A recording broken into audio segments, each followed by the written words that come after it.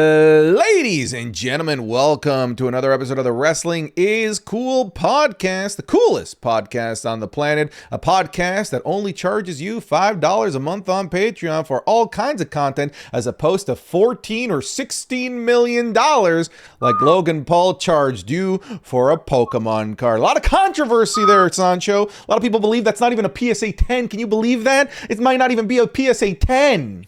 It's not even a PSA 10. Let me go ahead and zoom in on it. That's Max QC. Yeah, I know that exactly. Hey. Look at the crease. Look at the crease. Look at the creasing. It's folding. Anyways, I can't believe somebody bought a Pokemon card for $16 million. Sancho, you're a hobbyist kind of guy. I look at your background. Yeah. You got games. You got movies. I know you like VHSs. What is the holy grail of the thing that you collect? Do you know? Like, is there like a VHS that you know is expensive that you're waiting for, or a game that you're waiting for that you know is going to cost you a lot of money? I doubt it'll be $16 million, but I'm curious. This was my holy grail. These are Adidas X-Wing shoes. These were my holy grails for a long time. These are like north of $400. And I was like, you know what? I'm going to bite the bullet, and I got them. And I'm like, okay, cool. These are my holy grail. When it comes to like VHS tapes, I know in this business, it's scary movies. Those are the holy grails. So if you find when you're scary, like the series or horror movies? Horror movies. Okay. Those are the ones. And like I've been like trying to get as many as I can. So when I see them, I'm like, ew. But it's interesting though, you know. I always feel dirtier buying from eBay. You know, buying from a source that it's like, you know, that you're going to get it versus thrifting and scavenging around and looking. You know what I mean? Like, you're like, ooh, I found it here. And like, there's a story connected to where you found it. There's a thrill. But this one, I had to get it off. Yeah. Like my whole GameCube collection has been found at stores and markets and stuff. I haven't bought like a singular game from like eBay or anything like that. I haven't even done like Facebook Marketplace. It's like, I want to go and see what your wares are, and if you have something I don't have yet. I like that experience. I've yet to have to go to those marketplaces. There are some games in my GameCube collection that I know are going to be like really hard to find, but I still like the hunt of just sort of walking around and hoping that they show up one day. Like, I'm looking for Fire Emblem Radiant Dawn on the GameCube. Tough game to find, expensive game. And yeah, like it's all over the place on eBay, Facebook Marketplace, but I want to find it in the wild. Do you have Super Mario Strikers? I do. Oh, I want that game so bad. It's like $70, dude. Yeah, I know. Like, I know. Like, I'll pull out my most expensive GameCube. Whoa. Oh, I thought he was going to say something else. You know what I mean? Wait a minute. What kind of show? Oh, when's the wrestling start? Dude, life is wrestling. You understand? Everything revolves around pro wrestling. You know who's the biggest babyface that has biggest plot armor in video game history? Mario. Mario the babyface. Yeah, this thing was way too expensive. Pokemon XD Gale of Darkness on the GameCube. Pokemon games, man. Anything Pokemon nowadays is just too darn expensive. But you know what's not expensive, Sancho? Our Patreon. Patreon.com/SantiZap, where you can get every episode of the Wrestling is Cool podcast 3 days earlier than everywhere else. Not only do you get that, but you get the Raw reviews, the SmackDown reviews, the PLE reviews, all with footage so you can see exactly what it is that we're talking about. We currently have 2 ongoing series where I'm reviewing every NXT TakeOver main event, and Sancho's reviewing every single Elimination Chamber. He is our Chamber Daddy. And of course, there's already completed series on there, like watching and reviewing every Royal Rumble match, watching and reviewing every Undertaker WrestleMania match, watching and reviewing a bunch of Ryback matches for some reason, watching and reviewing every John Cena World Championship win and loss, plus the hundreds of Match Club watch-alongs that you guys got to vote for. So there are hundreds and hundreds of videos, thousands of hours of content immediately at your disposal over on patreon.com/SantiZap. So please do go check it out. We are confident that you're going to fall in love with the insane amount of content that we got on there. Yeah, shout out to those that joined the Patreon early when there wasn't a lot of content when we were building it. But now if you join, you're joining the end game. You know, you're joining when there is just too much content for you to honestly be able to consume. You'll have an infinite amount of content if you join the Patreon now. That's what I say, Sancho. So go check it out. Patreon.com/SantiZap. You could go to bed to us every night if you want to. Every single night, man. We had some conversations on the last match club, which I think you guys are going to enjoy. But Sancho, let's talk wrestling. We spent this time talking more about Pokemon than we have about wrestling. We have Elimination Chamber just around the corner. I have it here in our show notes. An Elimination Chamber temperature check. I want you to dip your finger into the water. Yep. How you feeling? How's the temperature out there as we close into Elimination Chamber? Are you excited? 4 matches? Do you want to see more? Is there if you do want more, is there a match that you want to get added to this show? Tell me, what is your current feeling on a show that right now the nosebleeds are about $400? Ooh, Chicago. How much do you love CM Punk is the question, right? They just want to succulate that egg of CM Punk, right? It's kind of crazy if you really think about it. It's like how much CM Punk and Chicago are 1-to-1. But when it comes to the Elimination Chamber, it is interesting, Santi. You know, I would rewind back to our time together. I remember a young young Santiago who would go, hey, you know, I would love a Peely to only have 4 matches. And I don't talk like that. Well, as I live and breathe, as I stumbled across your little YouTube channel, it's just the 10 things that the WWE little YouTube channel closing in on 500,000. One of the 10 things they like to fix, and what was it? Number 6, more Peely matches. Did you listen to my logic? Did you listen to it? Well, I don't give a damn about your logic. I have been on the side of more Peely matches, and well. If this is a long time coming, where's my flowers?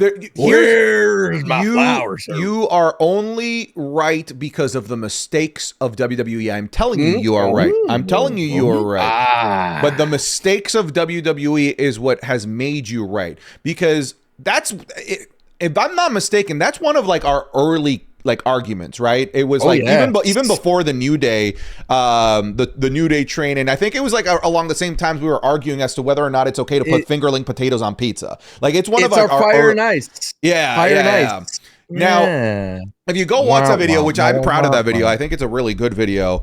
One of the things that I said was that I was always on the side of less matches, and I do want matches that are quality. I still don't want them to go to 10 matches, 5-minute matches. I don't want that. But when I did make this argument, and I was very, very much on the side of it, that was when ticket prices were reasonable. You could go for a few $100s and get a great night of 5 matches that were fantastic. Now, what they're asking for, Sancho, is too much money, and they are not providing more value. That is, and in the video I said, we are suffering like real life shrinkflation. We're getting the wrestling equivalent of, you know, you're now paying more for your bag of Doritos, but they're putting less Doritos in the bag and more air. That's what we're getting now. I was more willing to allow less matches, high quality, because the ticket prices and the accessibility of the shows were a lot less expensive, right? You were paying for the $10 a month of WWE Network, you know, $10 a month Peacock. But now, Sancho, we do live in an era, the consumer era, where they're now charging you what's ESPN Plus? I don't actually know. $40 a month to be able to watch WWE PLEs, a significant increase from what you were paying on Peacock or the WWE Network before. And then the actual ticket pricing, I think it's like more expensive by like a factor of like 10. Like they are significantly more expensive than they were when we originally had this conversation back in 2023, which seems like a lifetime ago. Because in wrestling, it is a bit of a lifetime. But I'm now just fundamentally wrong. You cannot justify 4 or 5 matches with the pricing of watching things at home on ESPN for $40 or in person paying thousands of dollars for this. Sancho, I concede to you that you are right, but I will put an asterisk to it. I think you're right because of the egregious greed of WWE. I still like my high quality long matches. I do. But it's not enough. It's not enough compensation to the consumer that's paying this. I know I'm kind of stealing the show here, but like I think of my sponsor that sent me to the John Cena retirement show, right? They paid 5 bands for that 4th row. I'm forever grateful for that. I'm unbelievably lucky. I would never pay that. Ever, ever, ever. Because I got 4 matches out of that. 2 of them under like 8 minutes. How is that a fair compensation for what I'm paying? That's unacceptable. Simply and utterly unacceptable. So Sancho, I concede to you that this was a rabbit versus the tortoise situation. In the long term, you win this argument. It's just a shame that you won this argument, because you winning this argument means that we are living in a bad era of cost, dollar average value that we're getting as fans. Go ahead, celebrate it. I've been praying for this day, Santi. I've been praying for this day, and it happened. But you know what? I had the foresight, Santi, that I knew this would be a problem in the future, because at the end of the day, even for me, you cannot justify even weekly television, because it's the same thing with weekly television. We get like 4 or 5 matches or something like that for still a 3-hour show. Kind of wild that basically what you're paid for in weekly television is a little bit of wrestling and a whole lot of drama with the backstage segments, but that's what makes wrestling is wrestling. But to answer your question about the temperature check of the chamber, I think it is just missing the drama. You know what I mean? It's missing the drama surrounding all the matches. Like, for example, AJ Lee and Becky, sure, I know on paper they're going to be able to deliver a solid match, but the drama is missing because the promos are just not there. You know what I mean? They're not hitting home runs of the promos. It's not hitting the highs of a Roman and CM Punk, which is fine. I understand. They're not everybody's Roman and CM Punk. But when AJ Lee and Becky Lynch come out, I'm like, what are we going to get out of it? Not sure. In terms of the chamber matches, I would say the temperature is got ratcheted up a little bit because Javon Evans. It feels something different is happening, something refreshing, rather than doing the logical thing of like, oh, Gunther beat John Cena. Gunther tapped out AJ. We need to go ahead and put Gunther in the chamber because he needs to, like, the rocket needs to continue to rise. But instead, they stopped that and they put the rocket on Javon Evans here and put him on board in the chamber. So I'm interested in that. And for the ladies, I'm interested because there's a lot of big names in the chamber. And when there's a lot of big names in the chamber, things are going to be quite interesting on who wins that one. Yeah. I think I'm pretty lukewarm. My name's not even Luke. Ooh. It's Santi. I'm not even Santi warm. I'm Lukeing it up over here. I think for me, the big fundamental problem is the world title match, like CM Punk versus Finn Balor. I almost am jealous of Finn Balor fans. You're dying on this hill. I am. You're gonna die on this hill. I'm gonna die on it. I'm jealous of Finn Balor fans.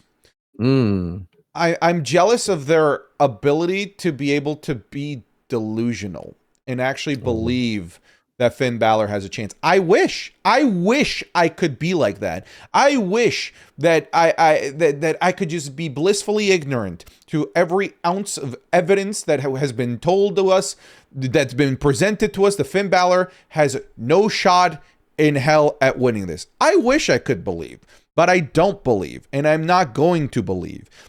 I believe that WWE prioritized the ticket sales of their struggling WrestleMania, and in the process cannibalized the excitement of Elimination Chamber by promoting CM Punk and Roman Reigns as early as they did. It's not even that I don't believe. It's just, to me, it's clear that even WWE doesn't care enough to try and make me believe. That's part of the problem, you know? Like, when the magician is making no effort at making the magic feel real, then I'm disconnected from the magic show here. There's no magic here between CM Punk and Finn Balor when there absolutely should be. And that, to me, is hurting this PLE a lot, because we have 4 matches. In 1/4 of 25% of the show, I'm just like, this feels like an anime filler episode. Yes, Becky Lynch versus AJ Lee. That I'm actually like genuinely excited for, to see an AJ Lee singles match. The chamber matches, it's impossible to not be excited for those at this stage. Those are highlights of the year every single time, both men's and women's.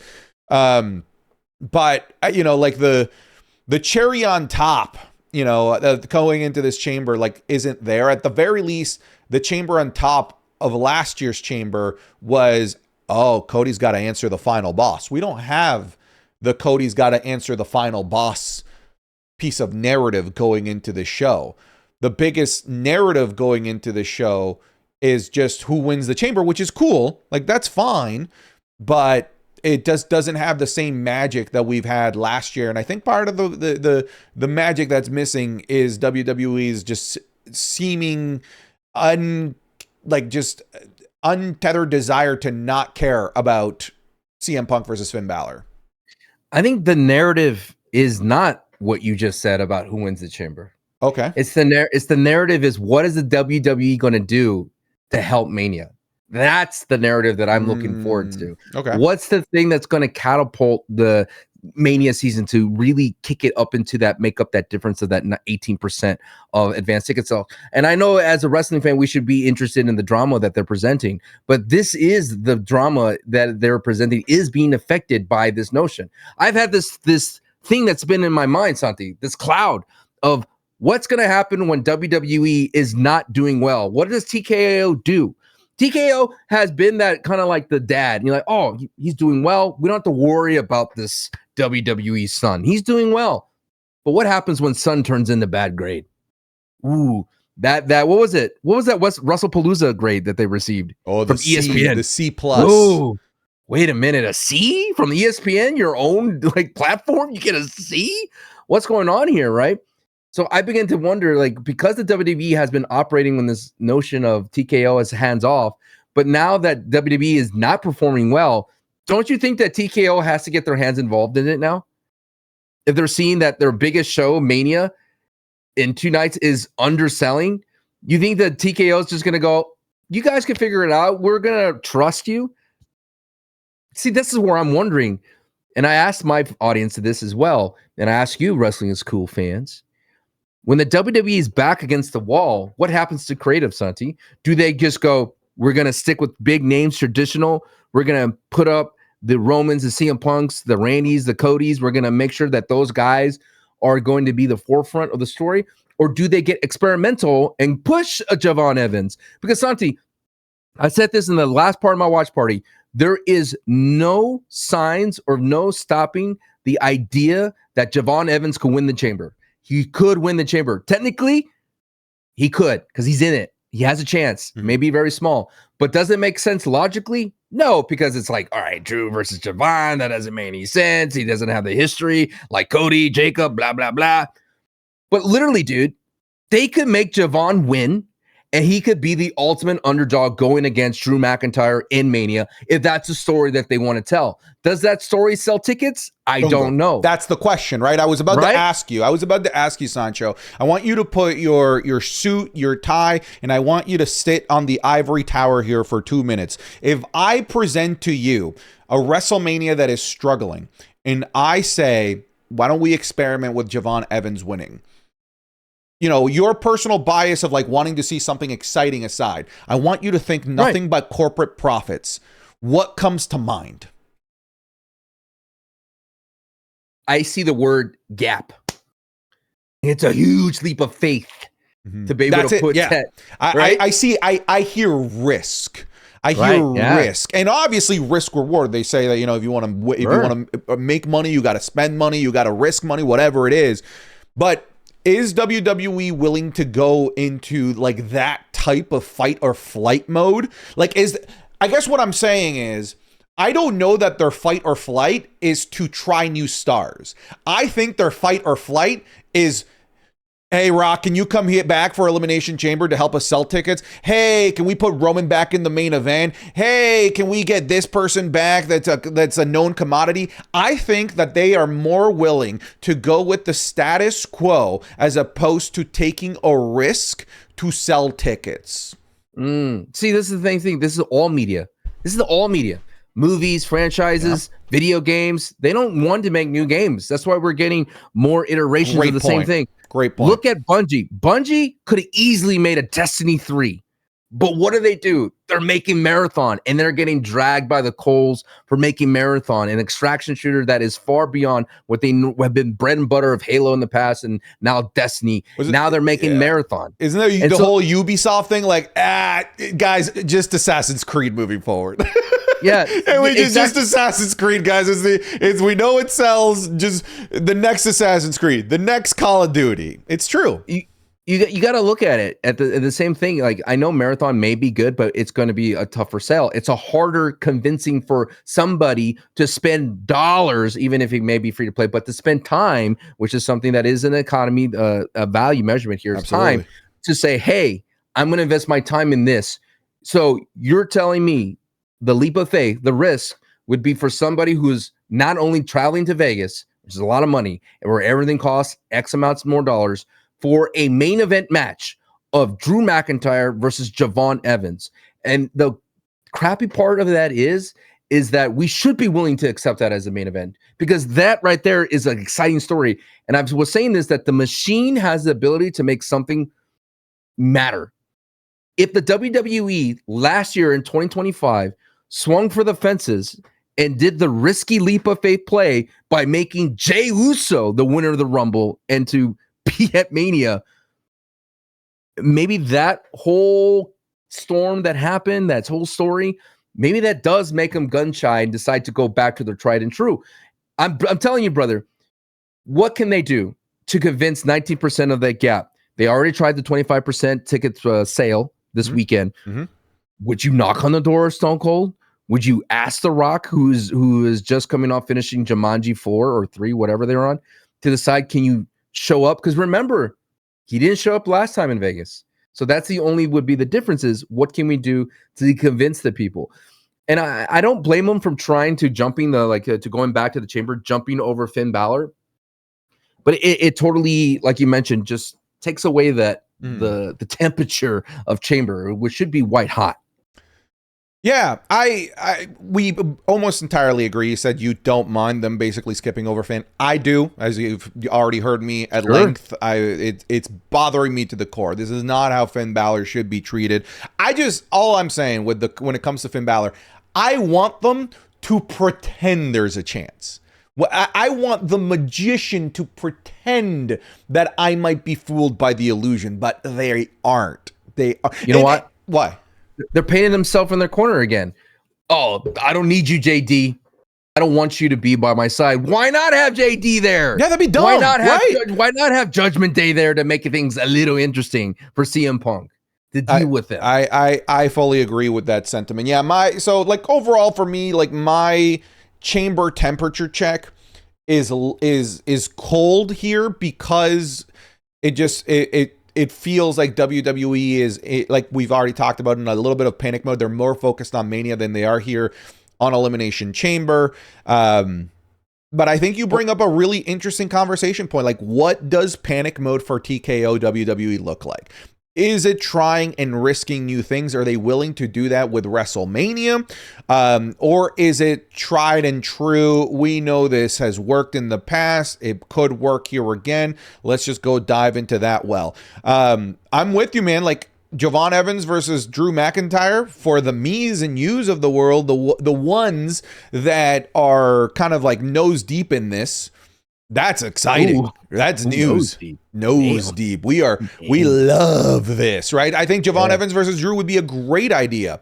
But I do put myself in the shoes of the casual, which, whether you want to or not, folks, just like in gaming, the casual is what drives the market.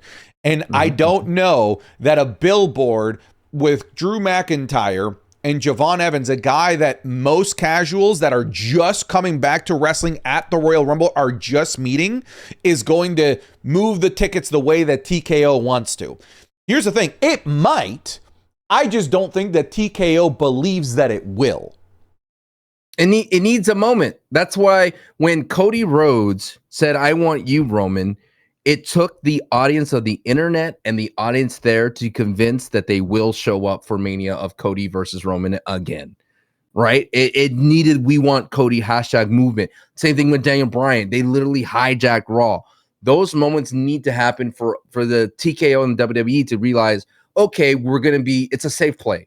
It's a safe, risky play to make this decision. And this is not a knock against Javon Evans. It could literally be Obafemi in this spot. It could be any new superstar. It could be Trick. It could be any new it could be Kit Wilson, for crying out loud. It could be anybody of that nature. is the WWE willing to what I think you put it in the perfect bubble for me if I had to title it is what's their panic play? Because my panic play when views are going down is to dip in the well of Fortnite. So you know what I mean? It's like all these things are all similar, right? It's our comfort, we just go to our comfort area, and it is no stranger that the WWE's comfort is known talent of theirs past. They use the Hall of Fame to a reason to bring out superstars. They use the Hall of Fame to make people go like, dude, not only you're coming to Mania, you're going to come see the inductions of X wrestler. You're going to see your Bret Harts and Stone Cold in person. You're going to have the ability now to have a comedic show as well. So you got to remember, Mania is not just a show itself. They're trying to sell you the fan experience of the Fanatics show, the WrestleCon as well as a part of it. And if I was the WWE, I would really, really sell the idea that this one is going to be at home in America, and next year is going to be overseas. So you really want to experience this. This is the time to get it or not. You're going to be missing out because who knows, Sandy? They could keep going to Europe. They could go to London. They could go to Italy. They could go to France if they want for Mania. There's so many markets now available that maybe they should probably advertise this as being one of the ones for a while for America. Hey, Americana sells. It always does. And you're right. We don't know where 43 is going to be. It's now who's the biggest bidder. And we have no way to confidently say that that's going to be an American city anymore. Right. So, I think it's food for thought here, man. I think there's some interesting things to conversate about. But I will say this feels like a very, I don't want to use the word dysfunctional. I don't think that we're there. But it does feel like a WrestleMania season without, no pun intended, without a vision. I think about like WrestleMania 39. Oh yeah, our vision is Roman Reigns reaching immortality, right? Reaching past 1,000 days. Okay? That was our vision. That made sense. Then we go to WrestleMania 40. Cody finishing the story. There's our vision. WrestleMania 41, will John Cena win 17? Right? And that started as early as Cena declaring for the Royal Rumble, before the Royal Rumble. Like, okay, that's our path. That's our narrative. Oh my God, he failed at the Rumble. Will he be able to do it at Elimination Chamber? That's his last chance to go for a championship at his last WrestleMania. What's the vision at this year's WrestleMania? Because I don't see it. I don't see it. It feels like WWE is trying to force a vision that's not there by constantly telling us CM Punk versus Roman Reigns is the greatest WrestleMania main event of all time. But like that just feels this like very corporate advertising. It just doesn't feel like this like narrative that's like overarching that we're going to coalesce at WrestleMania. So I don't want to call it dysfunctional, but I do want to call it slightly directionless. It's like Thanksgiving here, Where's the turkey? What's the turkey? What's the big draw? Because right now it's like a potluck. You got to hope that all the sides carry. You know what I mean? All the accessories. Because like as a whole, the WWE is great. You could fill in the pieces, and you could have someone like, I'm a big Rhea and Io fan. They're gonna slot in here, or maybe someone's a Jade Cargill fan. They're gonna slot in there. Maybe they're gonna have a Grande versus Grande Americano. Someone who wants to see that in person. Sure, they're gonna fit in there. But what's the thing that's going to make everybody tune in at once? I like that. The overall theme, because what was the overall theme of the MCU?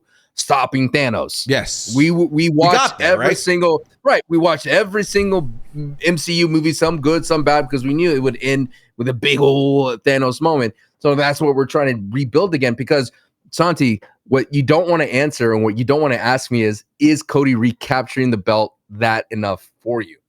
No, it's not.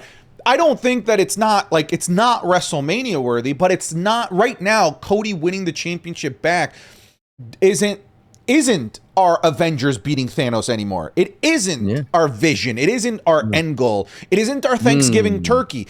It's a side, and that's fine. Sides are important. Hell, WrestleMania 31 is a WrestleMania that's fantastic, full of sides, and it's a really good WrestleMania. But this Mania is missing the table centerpiece is what I do think it's missing. Is it the idea of Jacob Fatu being undisputed champion? Would that be enough to get you in the Mania door? maybe that's what I mean. Maybe but that would be me telling myself that'd be me telling myself that's the overarching thing, because WWE is telling us it's CM Punk versus Roman, but that this CM Punk versus Roman thing, even that's discombobulated, because had they started it at what's that show, at Survivor Series War Games, then okay, maybe we could be looking at this overarching story. But because they've been changing their mind, they set up for Cody versus Roman at Survivor Series. They made amends between CM Punk and Roman Reigns, only for that just to kind of get thrown out the window. Psych, we are going to do Roman versus CM Punk. We haven't gotten this progressive build of like why Roman Reigns versus CM Punk matters. But I think that's what you tolerate last Mania because of Cena going for 17, that you could digest a Jey Uso going for the title against Gunther. Because that's a side. Right. Because it's a side. Yes. That's a side. We're going into a Mania. I think I love the Thanksgiving analogy here. I think we're going into a Mania where the turkey is CM Punk versus Roman Reigns. Is that turkey good enough? Is it a succulent enough turkey to allow for us to do funky things with the sides? I don't know. I mean, I don't think so. Because I mean, not only that, we had the Never Seen 17, but we had like the ham of Thanksgiving, which was Roman, Seth Rollins, and CM Punk in night one, right? We're like, hell damn. Yeah. What's the ham this year? Yeah, I think Drew versus Fatu versus Cody, I think that's a solid ham. That's a ham. Hell, if they do Cody versus Randy Orton, yo, is this a 2-turkey Thanksgiving? Is that what are we getting 2 turkeys here? I'm just saying that the advertised turkey of Roman versus CM Punk, it hasn't basted and been in the oven smell it yet. Yeah, you're right. It's not in the air. Maybe once we get to when Roman returns in March, our conversation and our narrative changes. But right now, as we go into Chamber, I'm missing that direction to WrestleMania. What's the overarching theme? What's the thing that the hero is trying to accomplish here, like we've had in the last couple of Manias? Like, is it Finn Balor? Like that's what Chamber's trying to ask you. Is it Finn Balor being the Mania turkey? And you're like, nah. Is it the implosion of Judgment Day? No, that's more of a side thing. That's a side, brother. We've been waiting for the implosion of Judgment Day. Is it Obafemi versus Brock? It's not really match ready yet, but that's the Thanksgiving football game. That's what that is. That's the Thanksgiving football game. But you can't build the Thanksgiving dinner around just the football game. You gotta have everything else. Right. And that's why I find issue with the thought of LA Knight versus Brock. It just doesn't seem let's talk tangible. About that. Yeah. It doesn't seem tangible. Okay. As the resident LA Knight Glaze Factory, we're doing well. Woo, Things are good. Things are good. Yeah. Things are good. There's orders coming in. There's no slowdown. There's a good rush. The toilet paper is stocked properly. You know what I mean? The bathrooms are clean. Double ply. Absolutely. And speaking of which, I Angel Soft. I got an Angel Soft toilet paper. It's not the same. Something's different, brother. You just gotta get a bidet, man. And I am a bidet man, but I use like a little bit to who walks around with a wet ass? Is that what you do with a bidet? No, I mean I do the deed, right? Yes, I flush. Yes, I bidet. And then, then I wipe after the bideting is done. But like 99% of the time, there's nothing there because the bidet has taken care of the hard labor. Well, that's what I'm trying to say is like the absorption of the Angel Soft is different, and the feel, the texture is not the same. But when it comes down to LA Knight, we are 3-plying it up, dude. We are all first class, world class. We got mobile orders, door dashing left and right. The glaze, it's phenomenal. Right, we got orders out the wazoo, and then when someone walks in and says, "Hey, why not Brock Lesnar versus LA Knight at Mania?" I'm like, "Wait a minute, we're not ready to expand." You know what I mean? That's not what LA Knight is. That is jumping. We can't take that order yet. Yeah. hey, too much at once. Whoa! This benefits nobody. If you're gonna put Brock and LA Knight together, you have to make LA Knight beat Brock. Yeah, man, dude. Okay, so it's I love that we're talking about this. For those that don't know, like Sancho and I record other stuff aside from just the podcast, and we actually had this conversation a couple days ago about LA Knight, where I asked him, because I've been talking about the rumors of LA Knight facing Brock Lesnar.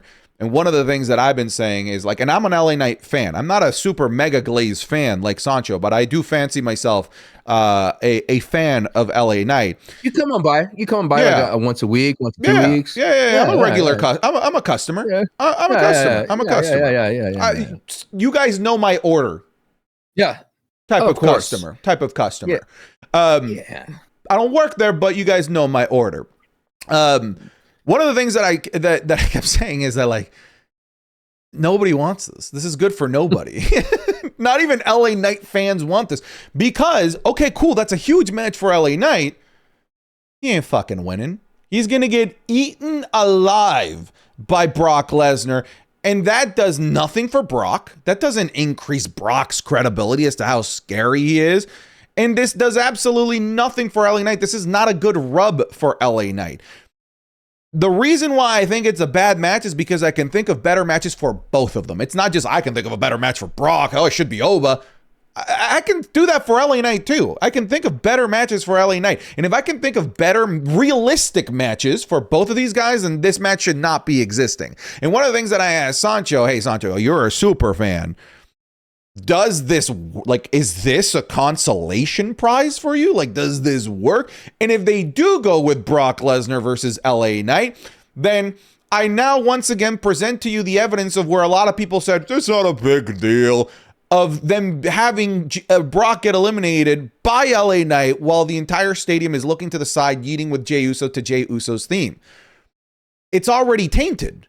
If you want to do Brock versus LA Knight, you already fucked it up. with the Jey Uso thing at Royal Rumble. It's already tainted meat. Go elsewhere. This is not this isn't welcomed here anymore. This is not wares that we're trying to buy.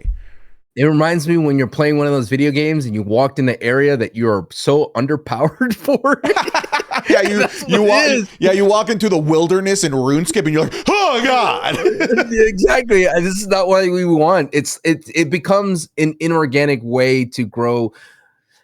It's accepting recipes and materials and resources that are not organic for the glaze. It would remind me of Lesnar and Dean Ambrose. You remember that?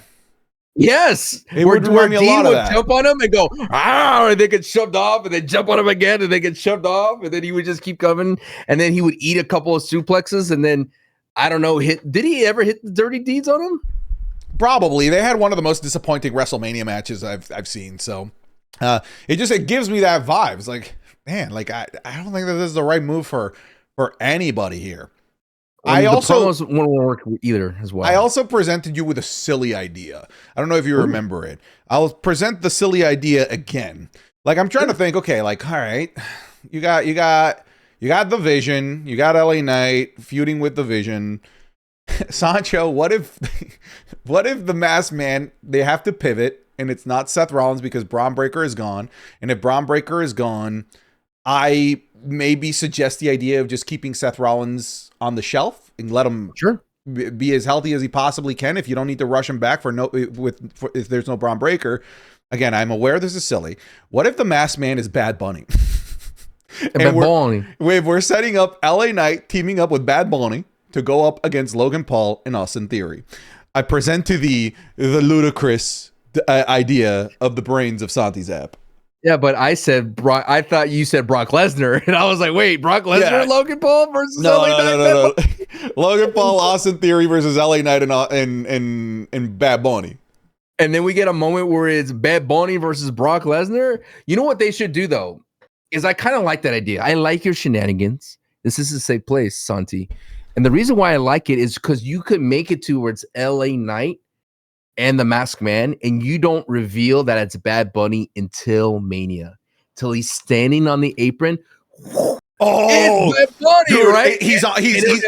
He's at the ramp, right? He comes out, no music, and then he's standing with the mask, and all you hear is dun dun dun dun dun dun dun dun dun dun dun dun dun dun. Oh, goosebumps! Jump up, holla, cabron.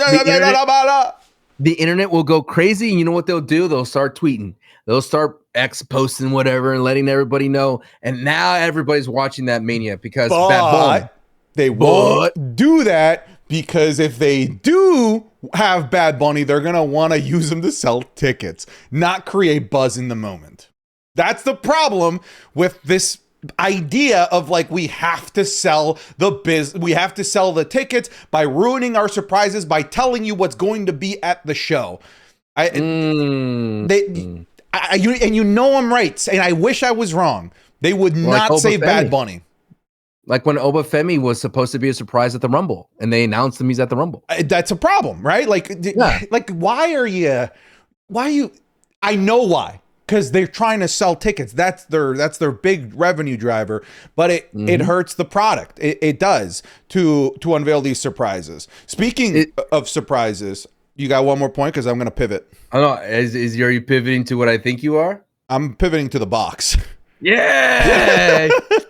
Speaking of surprises, we have one that is apparently scheduled to be delivered by Amazon Prime on February 28th, 2026. We have a crate that was delivered to Monday Night Raw. Adam Pearce says, I don't want it. Send it to SmackDown. So now we're going to have this crate going back and forth between the shows. And then we'll have it be opened, I guess, at Elimination Chamber. Sancho, this just feels like the golden egg storyline from the pandemic era. Oh, what's in the egg? You better tune in to Great Balls of Fire to find out what's in the egg. It's screaming that. Now, I have two ways where this could go, where this is the return of a wrestler, or what I would hate, but I could see it happening, is that this could be some sort of promotional crossover. This could be a box of Cinnamon Toast Crunch, a box of Dude Wipes, maybe a box of copies of WWE 2K26. I'm concerned it's something promotional as opposed to like a narrative piece. It's a Finn Balor push. It's been there all along. That's where it's been hiding in the box. What do you think it is? And what do you want it to be? Is there holes in the box? I looked. There's not air holes in the box. Is this something where presumably whatever stays in a box is in the box? Because people were saying like it's going to be X person. It's like, dude, he was just there. Canonically, if it's a person, that means that person's been in a box for weeks. I want you to remember that. It will continue to be in a box for weeks as well. I wonder if it's something like it's like a reference to somebody, like a prop or a costume of something. You know what I mean? Like a mannequin. What have the WWE's done before? They've done painting reveals, WWE cover reveals, statue reveals. Yep. It seems to me it's going to be a statue. And I think if it's in a box, it's going to be a statue reveal of someone who's getting inducted into the Hall of Fame. That's as basic as it gets. It's as basic as it gets for me. Yeah.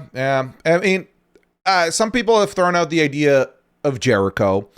And Jericho works because Jericho, I think you'd agree here, is one of those main event caliber guys that works in the ridiculous. Jericho can do silly things and still be taken seriously. For a main eventer to come out of the box, I'm like, that's fucking weird. That's stupid. But if Jericho comes out of the box, I'm like, oh, another Jericho shenanigan. Break the walls down, am I right? It works if it's Jericho because it's silly, it's dumb, but Jericho works in the realm of the silly and dumb. He can make it work. No, I'm not going to do that again. What are you not going to do? I'm not going to think that Jericho is going to pop up. I thought he'd be at Rumble. I'm not going to do it again. Yeah, no, fair enough. I will mention to you, I did look, the Fozzy tour ends before Elimination Chamber. It ends I think the weekend before Elimination Chamber. I think on like the 21st. Then it wouldn't make sense because if he's touring around the country doing his Fozzy thing, then he's not in the box. Correct, but thank you, Yoda. I have no logical argument here, but who cares? I guess. What if it's a new logo, like a new logo reveal for the WWE? Why would it be in a box, in a vertical box that's shaped like a human? You got to think about you got to think about the shape of this box. It's perfect standing shape. What do you ship in boxes? Sorry, say that again. What do you ship in boxes? I don't know. Trophies? Yes. Trophies? I guess trophies. You Belts? Could ship a statue. Statue? I can. Dehumidifiers? Yep. People, according to, didn't Wayfair do that? Jesus. Wasn't that a thing? Allegedly.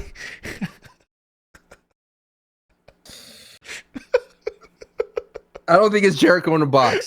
It makes no sense to have Jericho in a box. Dog, it's gonna be Jericho. It's gonna be Jericho. Why have Jericho pop up in a box though? It's the only vision I have of someone popping out of a box was the Undertaker. Didn't the Undertaker pop out of a box? Well, like they rolled a box and the door blew open and he was in there. Yeah, it was a casket. Yeah, like but didn't they have, that is a box. Like the Fiend, didn't the Fiend come out and like they did the tracing on the door like he was coming from a portal? Oh yeah, that he was coming out of a Jack in the Box though. Yeah, and then like the like I'm just visioning like the door and then something like kicking down the door and then walking out. I think that would be the only way you present it is like the box is there on top of the ramp, the lights go out, and then like the lights go over and then he pops out of the box like that. It's giving Shockmaster right now. It's giving Shockmaster. It's giving the Gobbledygooker. It's giving those right now. It feels like the WWE is trying to get us to tune in the chamber because we want to know what's in the box. But that's the egg. That's the egg storyline. What's in the egg? But it reminds me of those recent videos that I've seen on IG where it's like the guy's like, I could give you $10 for this hat, or you could accept the payment what's in the box. As at a pawn shop, he's like, what do you want, the $10 or the mystery box? It's just like what in Family Guy, remember? Mm-hmm. The box could be anything. It could a boat's a boat, but the mystery box could be anything. It could even be a boat. Well, then just take the boat. I'll take the box. there's nothing in it. I don't know. I feel like it's a carnival trick, and I'm annoyed by the silliness of it. I know people could say like Sancho, why don't you just enjoy the ride and have fun with enjoy it? The show. Enjoy the show. But what about Chicago? Is there any Chicago ties to it? What if it's a Chicago celebrity that they want to do? What if it's a Jon Stewart type of person? In a box? What if it's yeah, you know what I'm saying? Like the possibilities are endless, but my question for you, is it main event worthy? Is it Mania worthy? Because it's going to be given that it's the Mania moment. You remember when they had the Crown Jewel belt and they showed it every single time it being transferred over in different places? It's going to take up that amount of time for a while. Yeah. I mean, we're looking at between like the current Raw that we saw, it potentially appearing on 3 more episodes. So 4 episodes of TV that this box could be appearing in. I think it's stupid. I think this is a dumb way to reveal anything. You know what it reminds me of as well? I'm sorry to cut you off, but that the WWE doesn't care about details because the dude with the clipboard had nothing on that paper. Dude, yeah, you're nothing. right. Nothing. At least make it look like a shipping paper. Maybe put like an Easter egg on it for us to zoom in and be like, wait, this says CG, like CJ or something. It says Y2 or something like that. But instead it was just a dude with blank paper. Come on, Triple GPT.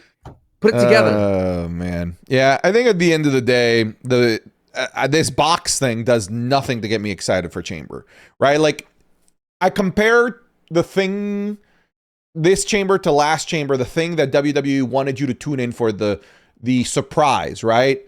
Last year, it was Cody whether or not he would sell his soul to the final boss this year. It's a fucking box. What's in the box? It's just a complete three. People always roast me because I say a 360. What that means coming back to the same place. It's a complete 180 on like how main event worthy the you got to tune in to Chamber surprise is. If someone knocked on your door and says, "Hunty, we want you to go to Chamber," are you going to Chamber? No. Ooh. I'd rather just be at home. I'd rather watch it from home this time around. There's just nothing. This Chamber, I don't know, man. I'm just not. It's not excited for it. Just not excited for it. Plus, Chamber matches, you said, are not easy to watch live. They're tough. It's a tough viewing experience. If you're not dead center and you're even close to the sides, you're gonna be view obstructed by the pods. I know they're clear, but having to see through multiple pans of glass is difficult. Especially if there's somebody in the pod. Now you're looking at their back, and you're going to be view obstructed for a good amount of time. Can we talk about the Chamber? Like, what's left of the Chamber? There's 2 spots, right? I can just confirm here. Yeah, let's confirm, because like it is one name that's pretty shocking to me that might not make the Chamber. There's 2 names for the men. Mm-hmm. Well, who's qualified so far? Okay, so Randy? for the men, we've had Randy, LA Knight, Cody Rhodes, Javon Evans, 2 TBDs. Next week, we know that we have Bronson Reed in a qualifier match. I don't remember who he's against. He's going up against Grande Americano, right? And Jey Uso. Jey Uso. And on SmackDown, I know we have Trick Williams, Mello, and Mello, and DP. That's right. The Wepa King. So out of those 6 men, where's Logan? 1. Mm-hmm. 2, where's Obafemi? Agreed. Can't put them in qualifier matches if they don't have them signed yet. I guess that's the kayfabe explanation, right? Can't be put in a match until you sign somewhere. Why would the ruler need a contract?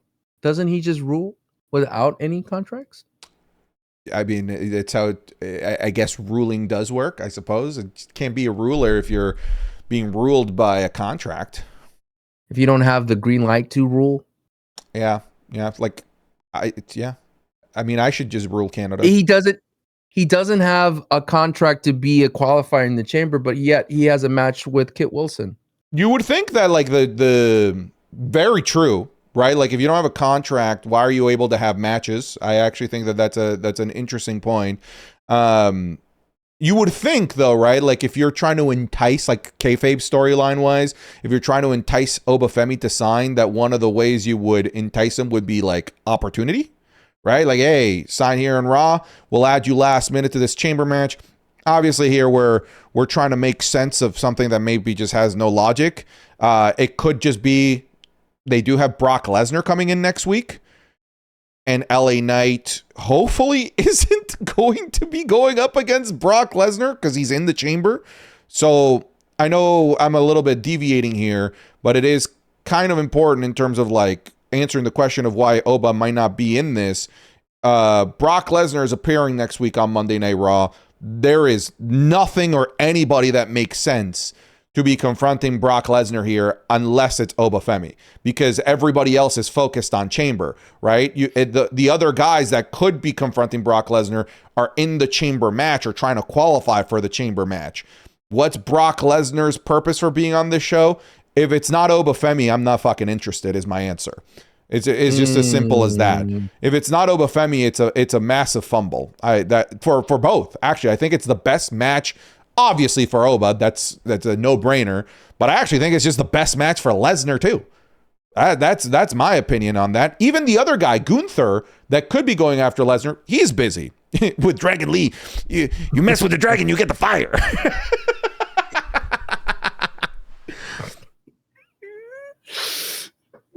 I can see Triple H just listening with his headphones, and when he hears that, he's like, "Oh God."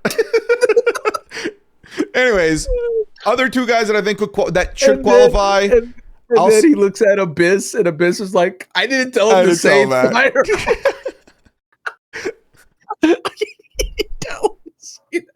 I'll go Trick Williams and Bronson Reed to qualify. You got to have a vision. You got to have a vision. I agree. Member, I agree.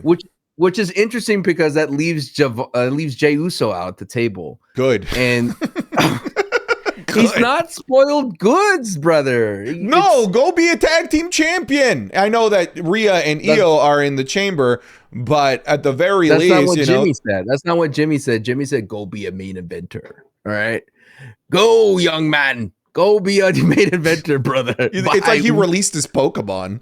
Be a main eventer, Butterfree. Main event Butterfree, dude. All right, who you also got a vision member for this? You got Bronson? Yeah, you gotta have Bronson. I mean, dude, just don't jump off the pod, please. Please. Okay, do we add Bronson in there to have the Masked Man costume in the chamber? Okay. You got to continue the narrative of the Masked Man, and more importantly, LA Knight in the Vision, right? That has to be another play there as well, that he could screw over LA Knight, because it's like I mentioned, like we have to solve the problem with LA Knight and when to pull the trigger on him. And I think it's Money in the Bank. But if you look at the other side with Mello and Trick, I think Trick is he's white hot right now. He's getting hot. Just put him in there, dude. Put him in that. He would have so much fun because he would be that comedic heel relief that Logan Paul kind of is. That somebody that just, I don't know, just fits the vibe perfectly. I just literally watched 2002 and Booker T just fit perfectly in that field of that, just felt that vibe perfectly for everybody in that chamber. And I like Mello, but Mello has his duties as United States. And this is where they could have a United States Open Challenge for Mello to pad out the PLE, like you mentioned. But at the same time, when you look at Damian Priest, like, I'm sorry, dude. It's time to become undead, Damian Priest. Stop.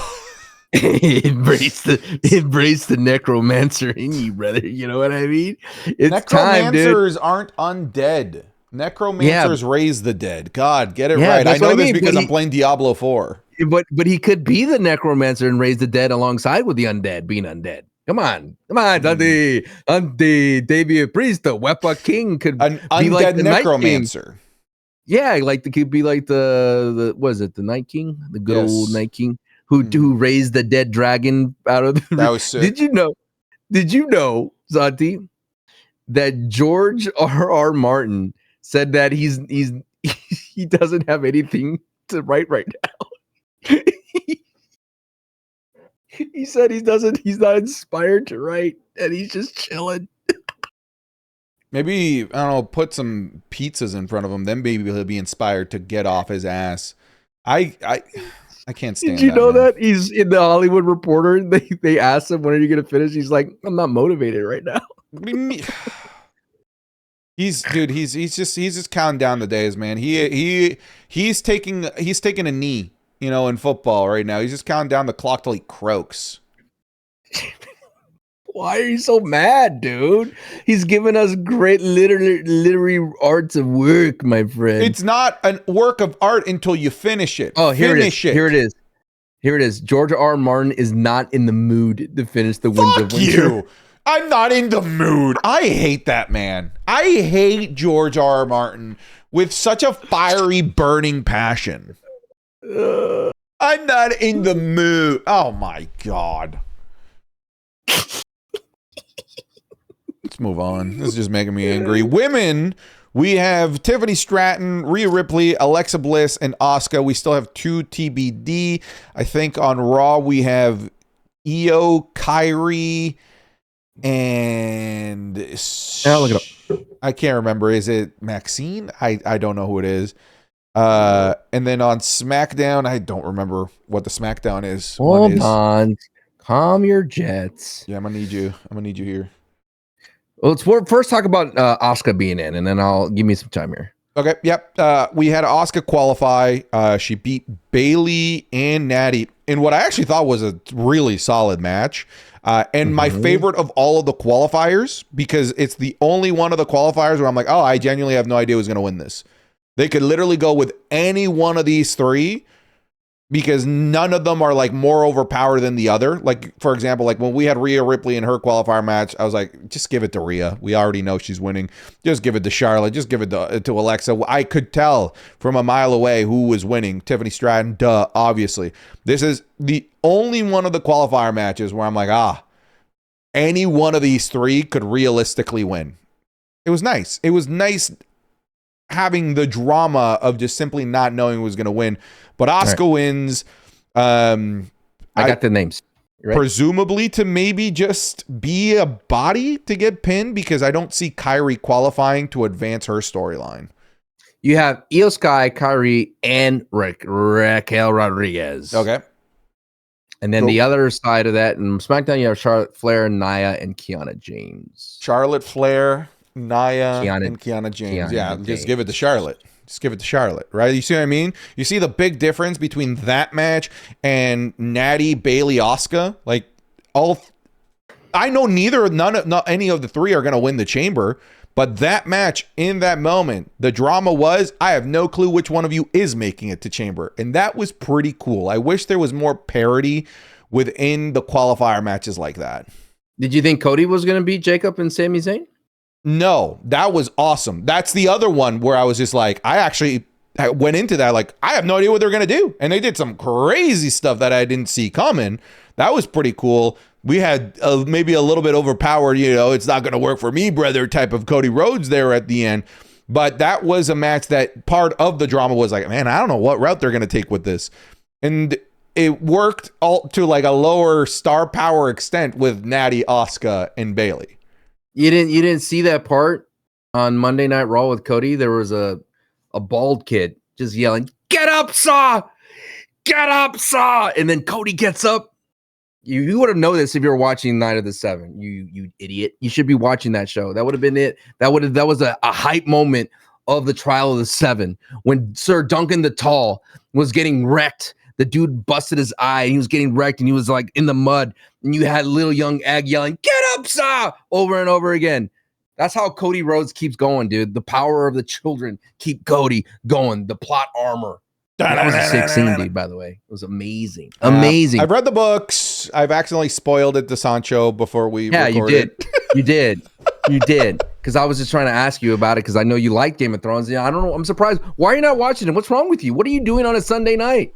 There's nothing on. There's no Sunday Night Heat. Come on. Yeah, because I'd pick Sunday Night Heat over anything else. Yeah. You would. What am I doing on Sunday? Oh, I have boxing on Sunday nights. That's what it is. I'm being a knight myself. Yeah, man. Boxing. Yeah. Like the fighting. Art of boxing. I'm sorry, does boxing go all the way to midnight? You don't have 40 minutes, an hour to spare? I do it at 8 and then I get tired and then I don't want to watch TV. So like, it is what it is. Like I said, I've already read the books. I will watch the show. I'll just binge watch it. I'm just not going to wait on a week-to-week basis. Is it done? Is it done? Like season 1's done? No. They just did the Trial of the Seven. Yeah, but I don't know how many episodes deep that is. It's like 5 or 6. 5 I think. Oh, so they probably have like 3 episodes, 2 episodes left, probably at most. They probably do 8. But I'm just saying, what's wrong with you? Like, come on. I'm just disillusioned, man. Like that world that was in my favorite fantasy world, and it's bothered, dude.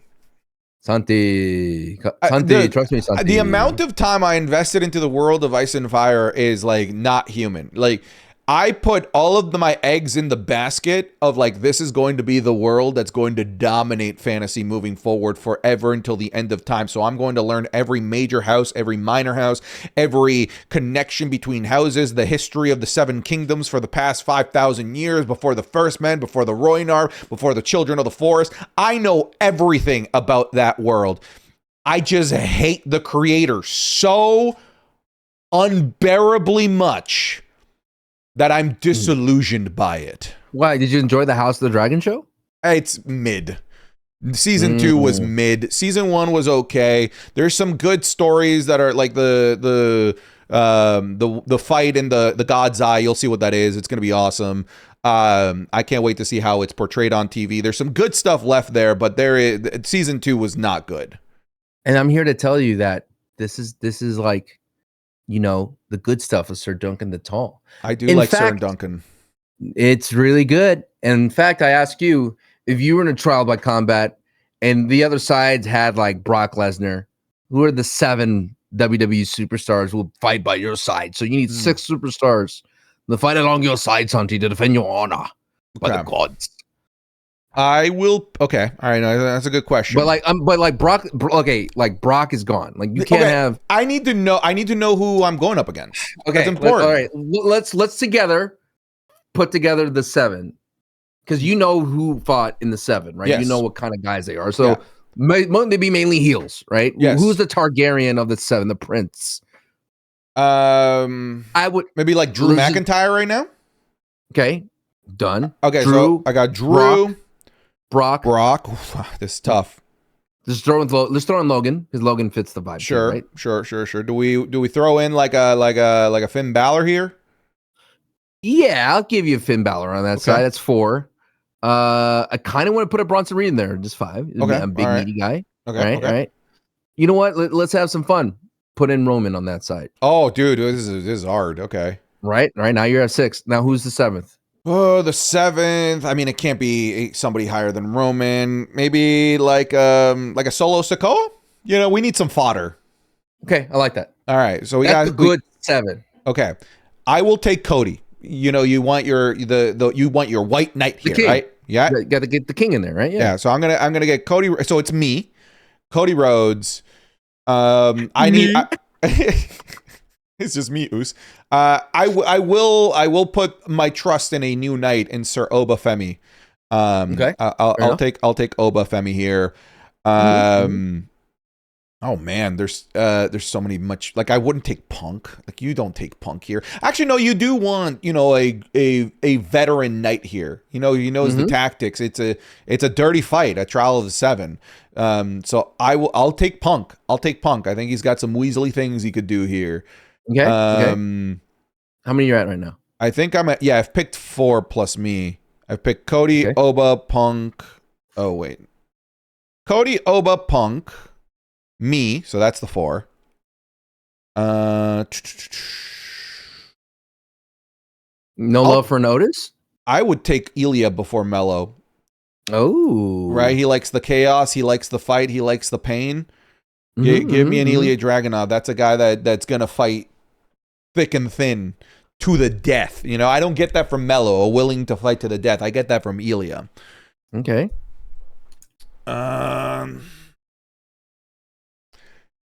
Can I?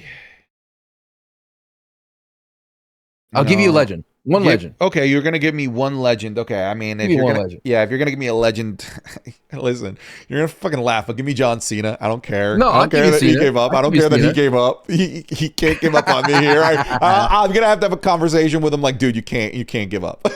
I need Super Cena here. I need Super Cena through thick and thin. And you know what? Because we had some fodder with Solo Sikoa, give me some fodder here in LA Knight. Oh, come on. No. LA Knight's dying first, brother.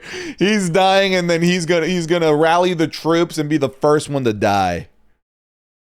All right, so what are the teams looking like here? So your team or my team? Well, it's not your team.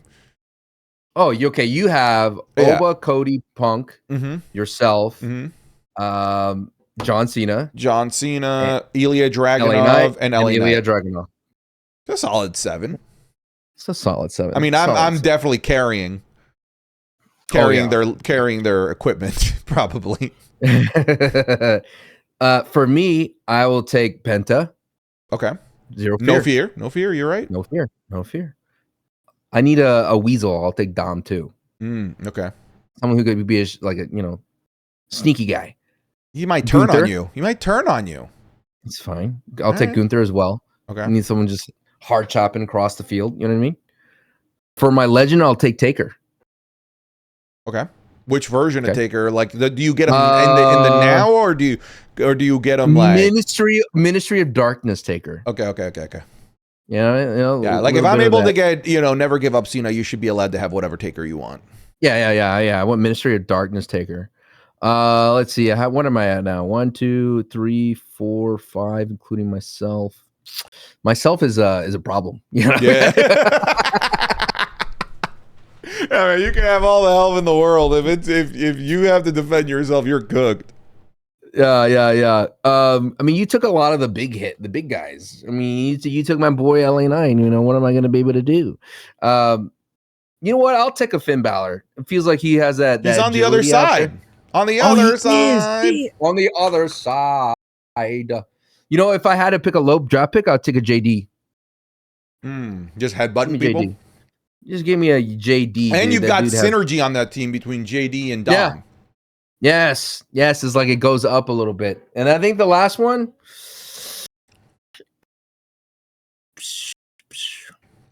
I don't know, man. You took a lot of match. I'm gonna be honest. It doesn't matter who you take. You're dead.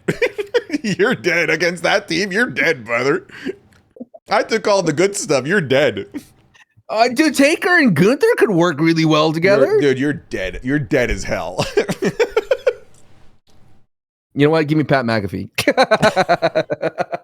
Sure. Why not? Give me Pat McAfee. But you got to watch the show. Highly recommend it, dude. Thumbs up. All right, fine. I will watch an episode tonight. How about that? I'll watch an episode tonight. Oh, Sancho. Let's move on here. Wait, I have one more. I'll take Rhea. Boom. Okay. That's my statement. All right. A lot of Judgment Day vibes for me. Yeah. I know. AJ Styles is back in the equation here. You see that they're doing a tribute to AJ Styles in Atlanta. What is this? What is the play here? My question is AJ Styles somehow returning for another match, because I know that the reports were that he was negotiating a new contract with WWE. They weren't able to do it in time, so they went with a retirement match. My question here is, has he re-signed? Which I think it's yes, to do something with WWE. Otherwise, why would WWE do this tribute to him? I think this tribute is signaling that he has resigned in some capacity to be a character, in some capacity to work with WWE in some capacity, which then to me takes him off the table from AEW and TNA. But what's the play here? What's the angle? Is Brock Lesnar going to crash this?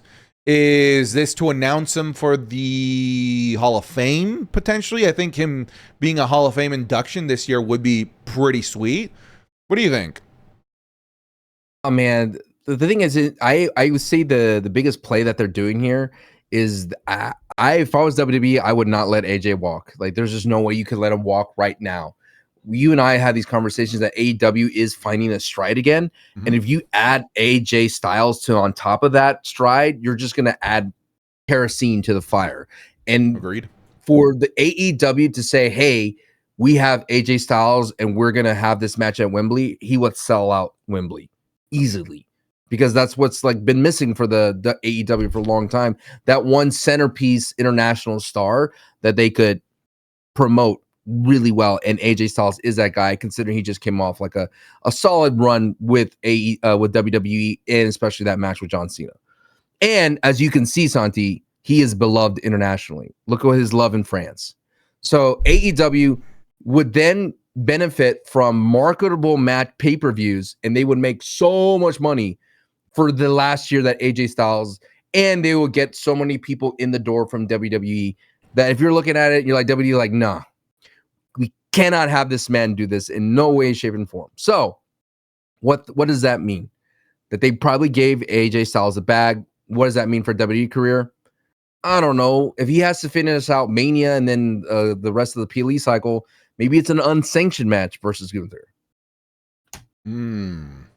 But technically, it's not a real match. Okay, maybe. What does that tell us about the retirement match at the Rumble? That we just got lied to? No, that business is business, and they couldn't agree on a number. No. I get that. I'm with you there. I understand that. Yes. I'm talking about purely story here. How do you how do you get out of that hole? Well, that's the problem I feel that wrestling is getting into. Is it in terms of real wrestling, in terms of the past? Ric Flair retired 10,000 times. Correct. So it's like, what's the difference here? What's the difference here? Would you be pissed if John Cena came back 5 years from now? Kind of, yeah. For his son, what if his son came a wrestler, whatever his mythological son that comes to light one day, right? What if John Cena's nephew or John Cena comes back to save his nephew, right? Yes, I wouldn't like it. I wouldn't like it. But that's what I'm trying to say. The WWE has put themselves in these boxes that when they need to get out of jail free card or break this glass in case of ticket sales are down 19%, you can't call a John Cena anymore. You can't call an AJ Styles. But in this case, I think they can. Like, honestly, I don't think anyone would be mad about it because it's like, oh, great, more AJ. But the play would be in terms of the overall message is, hey, we could not agree with AJ. We retired AJ in hopes that we could give him his send-off, his flowers, that we could sell the internet that he's done. We could tell it's like manipulating the market by like, hey, don't touch this guy. He's done. He's retired. He's told me in the back that he's done. He wants to see his kids. Let's put him on the podcast, make him talk about his kids. So that way AEW wouldn't think about approaching AJ Styles. But of course, Tony has probably talked to AJ and he's like, okay, are you really, really done? And AJ's like, for the right price, I could keep going. And then Tony's like, yeah, no problem. And of course, the WWE is like, all right, this can happen. So I think that's what the whole story is. If he does end up having a match at Mania, is like, oh my God, this is a play to keep him off AEW's hands. Again, I don't disagree. No, I totally get you. You just you still, not that there is an answer. That's the thing. You still haven't been able to give me an answer of like what's the story angle. Like there might just be none, right? It might just be, hey, I'm AJ Styles. I'm out here returning. Hey, I don't know that there is one, right? It might just be, yeah, he's just back. And we just kind of like accept it, which like I do think, and I agree with you, that people would just probably accept AJ Styles returning back, especially if they do it in Atlanta in a very pro AJ Styles territory. But there's just no clean way, I don't think, to get out of that hole. It's just going to have to be like, hey, we're just not there anymore. Or Gunther, I don't know, says, hey, I didn't tap you out. I want one more time. Whatever, maybe, right? All I'm saying is that, and I wasn't trying to, this wasn't like a gotcha. I don't actually think that there is like a good, clean way to get out of that hole that you mentioned, aside from just like, it's wrestling, never say never. People come back. There is. You have AJ come out. He has his family out there. Gunther comes out, maybe shoves a kid down or two. And then AJ Styles says, Gunther abuses children, just normal. And then AJ Styles says, all right, we'll have a fight unsanctioned Mania match. That doesn't explain anything. Like, he lost his career. He lost his pink slip. You can't race in a car you don't have anymore. That's his last. It'd be unsanctioned. And then Adam Pearce comes out. If you can't, there's no going to be no referees. Come on, what do you want from me? This is, again, a WWE paints itself in corners that no one asks itself to paint itself in this corner. I agree. I think it's a corner that's just like there's no clean way out of. Why give AJ Styles to Gunther? Why would they do that? It's because Gunther, they wanted like build up Gunther, sure, but they want him to be spoiled goods. That he's done, he's retired. Don't approach him. He's going to be what was the first stories you heard immediately after he retired? He's going to be a producer at NXT. He's going to be the next Shawn Michaels. He wants to be behind the scenes type of guy. Oh, he said that he's done, wants to be with his family. They put him on the podcast. Now they can give him a tribute. They're literally trying to sell the story that he's done so that nobody else will touch him. And then it's going to make AJ Styles look bad because he's going to come out there and go like, oh man, I miss my family and this and that. And the public eyes are like, wait a minute, didn't you say you're done? And what? Tony Khan paid you X amount of dollars to turn back on your word, and hopefully that makes him look bad. But I can tell you this, WWE fans don't care. They just want to see AJ wrestle more. That's it. Wouldn't you care? Do you care why in this instance? The end result is more AJ Styles. I'm not the right person to ask that question. I will always say yes, I care about the why, but I'm also way too deep into this world. You care about the Grande Americano why? I will always care about the why. The why can be the answer could be silly. It can I willing to live in the world of silly and in the world of things that don't even make sense, but I will always ask for the why. I will always ask for the why. I think the better question is, with the regular viewer of WWE, would they care about the why of like, why is AJ Styles returning? You're probably right. Probably not. They're probably just, cool, AJ Styles. I'm out here AJ styling. Hey, you know, like they'd probably be fine with that too. It does kill Gunther though. That's the problem. It's a dirty hole to get out of. And I know dirty holes, you know what I'm saying, Sancho? I'd rather them kill the Gunther. If this kills Gunther's career killer gimmick, perfect. I'll take it. I mean, he is murdering Dragon Lee. Dragon Lee attacked him. You know, I thought it was like, okay, is this the setup to Ray? Now it could be a setup for AJ. You know, Dragon Lee and AJ Styles, they're homies. You know, you mess with the dragon, you get the flame type of deal. Or maybe, like, again, I will always ask the why. I don't demand that the why always has to make sense, but I'll always ask the why. Why did Alberto Del Rio beat Santino? They wanted Alberto. I guess they didn't want a comedy character main eventing WrestleMania. That's maybe the why. I'll always ask why. Who did Alberto Del Rio face in that Mania? Edge. And then he lost to Edge because it was Edge's last match of his career. And then Edge vacated.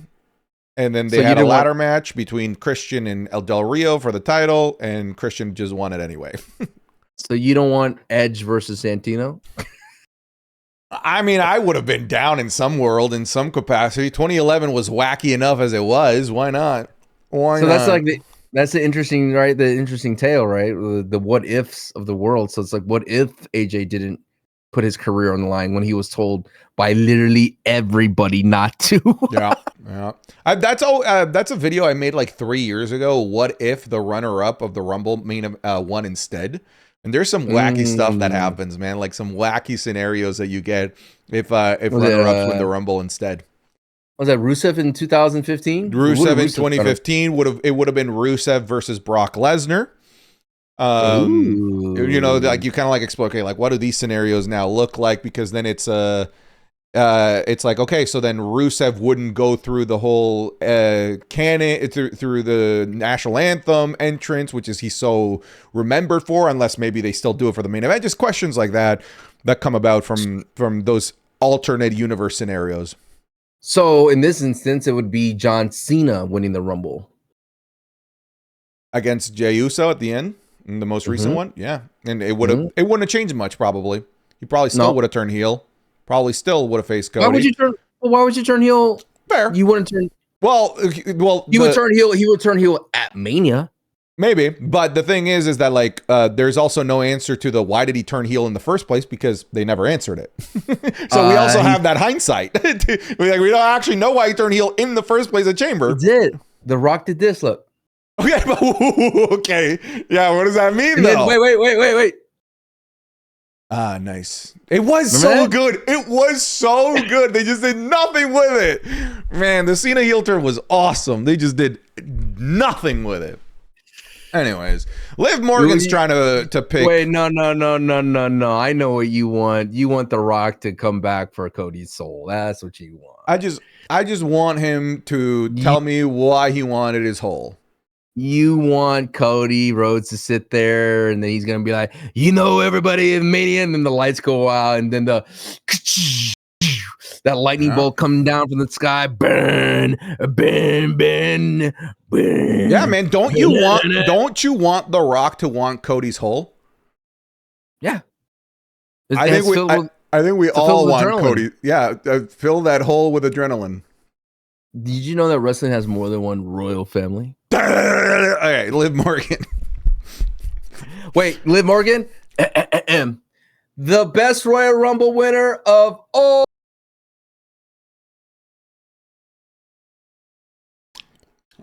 I'm just going to let him keep going here. I don't know. Time! Well, you'll I hope see Discord- the episode is it didn't catch any of it, the audio. Oh damn! it's just quiet. I'm like, I'm just gonna let him finish. I'm not gonna ruin his vibe. just let him do it. He'll Yeah, be done let him do his bit. He'll be done soon. He'll calm down. Liv Morgan, what? I was gonna ask something dumb, like why are they doing this? I appreciate them trying to create a mystery of who she's going to pick. It's just obvious who she's going to pick. But it did lead to even though I don't think she's picking Jada, nor should she pick Jay, she should absolutely be going with Stephanie, especially with the last segment that they did that I thought was great. Mm-hmm. I did like the shenanigans of the Valentine's Day dinner, the chicken nuggets and stuff, even though it took away from the match at the beginning. Mm-hmm. And I said this in like my version of the review on Hot Takes, is the match was good enough to rip that attention away there towards the end. So I appreciated that the match was good enough to be able to take that attention away back from people chanting dirty, dirty Dom. What? Are you chewing gum? I am. On a podcast? Yeah, man. Disgusting. I hear it. Do you? Yes, it's gross. I mean, you hear it. They don't hear it. I have an audio Yes, they filter. do. No, I don't. No, they hear it. They don't hear anything. That's what they hear. Gross. I do agree with you, but why? Now I'm self-conscious, Sancho. Now good. I'm self-conscious. Now good. This is now what you're a professional. I love Liv and Dom. They should continue moving forward, dude. They're their own excitement. They're my telenovela, dude. It's on TV. Everyone, shut up. Shut up, man. I'm watching it. I'm engaged in it. It is becoming more telenovela, right? Like I'm waiting for the Dios mío moment. I'm gonna double down on what I said last week. This needs to appear on AAA in some way, shape, or form. This program has to get one episode. That's all I'm asking for. One moment in the light in front of the Mexican audience that can really appreciate the telenovela aspect of this. Can you tell me why Stephanie Vaquer wants Liv Morgan, though? Is she just upset that Liv Morgan is not picking her? Like, what did Liv do? I mean, Liv attacked her. Yeah, but it's like, she attacked her, but why doesn't Stephanie Vaquer just attack her back then? I don't know. Like, Stephanie Vaquer hasn't interrupted her business in any kind of way. No, she's I mean, I guess that's the baby face, right? The baby face in her, right? Yeah. I mean, I think she's just pissed she got attacked, so she's like, all right, pick me, let's go. Right? Yeah, the baby face in her not attacking back or whatever. But yeah, I think it's just, I kind of like, it's an interesting conversation that they were having because Stephanie is talking about her struggles. I was a luchador in Chile. Chile did not really have lucha libre. It wasn't popular there. And I still managed to go all over the world, Japan, Europe, Latin America, USA, to make a name for myself. I had to go through hell, blah, blah, blah. And she's saying that, Liv, you didn't have to work hard a day in your life. You had all the best trainers, all the best coaches, all of the best opportunities because you started in WWE. I think that's unfair. Like Liv Morgan wasn't an overnight success. It took her 10 years, right? She was a jobber for a long time. She had to grind. Oh, yeah. What I want, especially after her crying, I want that version of Liv Morgan to tell me her struggles. I want a little bit of vulnerability now. Like, okay, Steph just shared like what her horrible path was to get here. Let's hear yours, because it's not as simple as you just an overnight success like Stephanie believes. I want to hear now your side of things, how you interpret your 10-year WWE career, your struggles. I want to hear it. No, she's a heel. Who cares? I care. Because this is a telenovela. Heels share their side of things in telenovelas. You want this to be a telenovela, you have to do the heel being at least a little bit sympathetic. You want wrestling? That's fine. You want Brock Lesnar to cut a promo why his struggles of being that's stupid because that's not a telenovela. We're calling this a telenovela. You said it. This is your favorite telenovela. This is a telenovela trope. You get in telenovelas, and I've unfortunately watched way too many because of my mom. In telenovelas, you always get the bad guy's backstory episode where you're like, oh man, I understand why they're like this. If you want this to be a telenovela, do the telenovela trope, Sancho. Do the telenovela tropes. They got to shoot it like a telenovela where it's Liv Morgan looking off camera with Dominic Mysterio behind her. Yes. Is everything okay? You know what I mean? Type of thing. I don't know, man. I like that Liv got emotional there because it adds to it, but I don't think it adds to the heel of Liv Morgan anymore. Like the Liv Morgan, what I've been enjoying is her finding new wrinkles to annoy us. Like that all-time gimmick works really well for her. And she gets massive pops. Like the SmackDown pop was loud as mess. Loud, yes. Very loud. And I think like what her biggest attribute to it all is that she makes people boo Dom again. Dom was getting cheered and he was getting dirty Dom chants, sure, near the end. But when have we last heard Dom try to talk and people boo him out of the building? It's been rare lately, right? Everyone wants to hear what Dom says, but when he's with Liv Morgan and everyone gets jealous that he's with Liv Morgan, you don't want to hear him talk. So I get what you're saying, but I don't think it adds to anything of what Liv Morgan's working as a heel in this scenario. Like Liv Morgan should be more of a nuisance. Eventually, I'm assuming once she picks her person, she's going to be more of a nuisance and be more problematic for them, for the Stephanie Vaccaras of the world. But I think this is the issue with the way the champions are being booked in WWE lately. When they don't have matches and they're not involved into physical in-ring action, the heels don't really have any opportunities to squander what they do, or they don't have an opportunity to cause problems except jumping them in like a backstage segment and things like that. But I just miss it when there was a match and then you could have Liv Morgan be active, get involved in Stephanie Vaccara's business. And I think that's what's missing. It's a lot of talking heads in wrestling for the WWE when you could have more action between the two. And that's why when I asked you, like, yeah, what did Liv do? Like, when did she attack Stephanie Vaccara? A long time ago. Why is Stephanie Vaccara dealing with that? Why is she not being proactive in terms of physical nature? Like, remember when Stephanie Vaccara got hit once by Raquel and then out for 5 minutes? Yeah.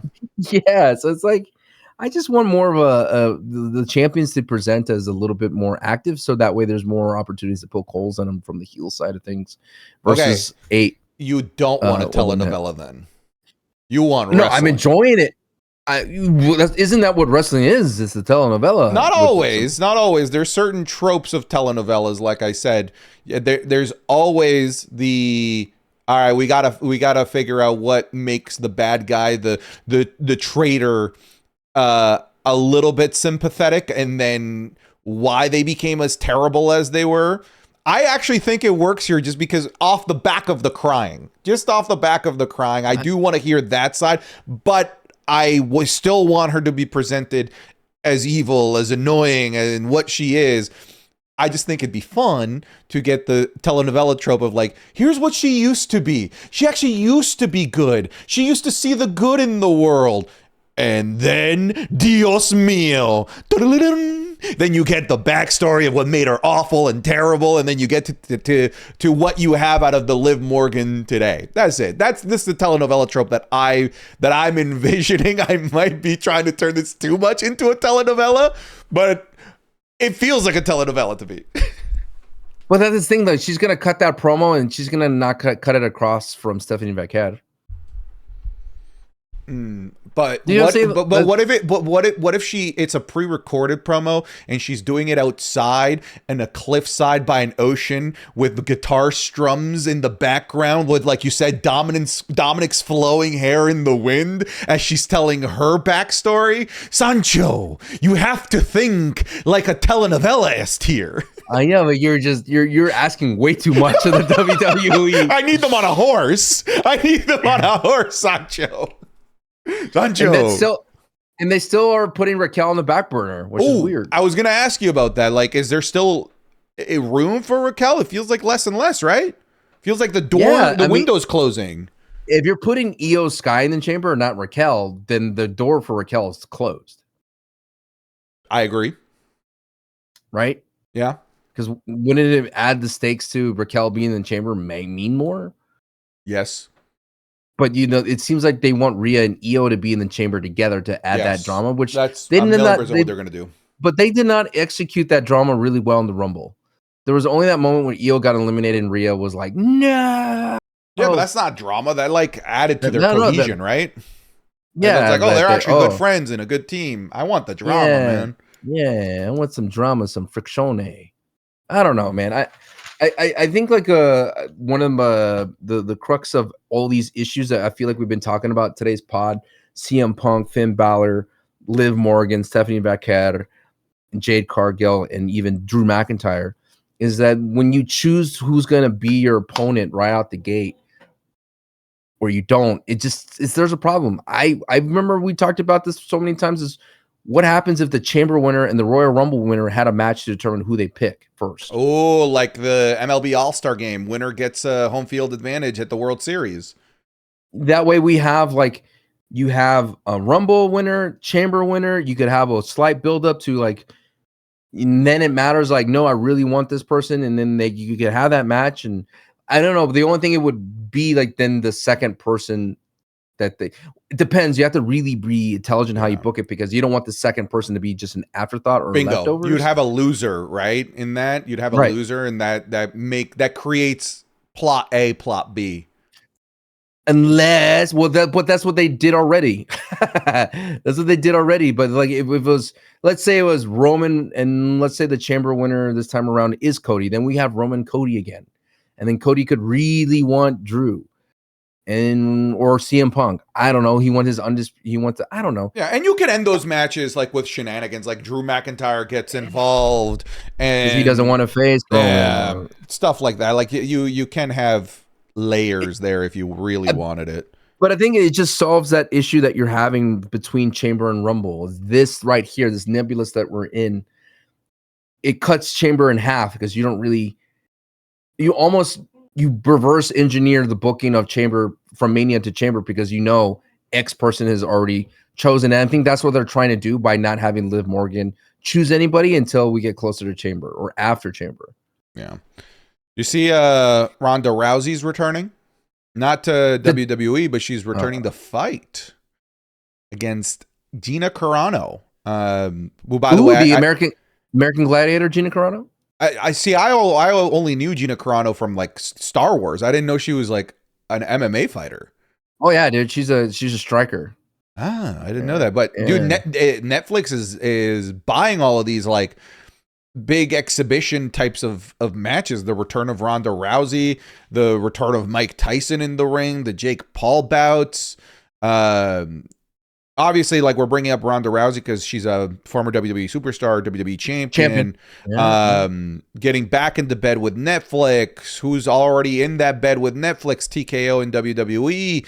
Could we be looking at maybe a world where Ronda Rousey comes back to the WWE? I mean, we already have AJ Lee back. I don't think Ronda Rousey is that crazy, that insane. Did you like Ronda this year? No, I didn't. Did you like Ronda? I didn't. No. Not at all. Not like that. That's false. Not at all. There were moments where I really did like Ronda Rousey. Like her initial run, I really liked. But there towards the end, I don't know, man. It kind of felt like she was resentful of what she was doing in wrestling. Like she just like didn't want to be there, and I could sense that through the screen. Sadly, and wasn't it against Liv Morgan? That was one of her programs. Her final program was the Shayna Baszler MMA rules fight, if you remember that. Yes. SummerSlam 2023. But yeah, she had the program with Liv Morgan where Liv Morgan cashed in on her. Yes. I think one of her first programs with the Bellas, who are back in WWE. Well, it's because Ronda Rousey had issues with losing to people that weren't of her physical nature. That's silly. So when fans would put that against her, she would go, no, I could destroy Liv Morgan if I wanted to. It's wrestling. It's not real. People hated that. You'd be like, what are you doing?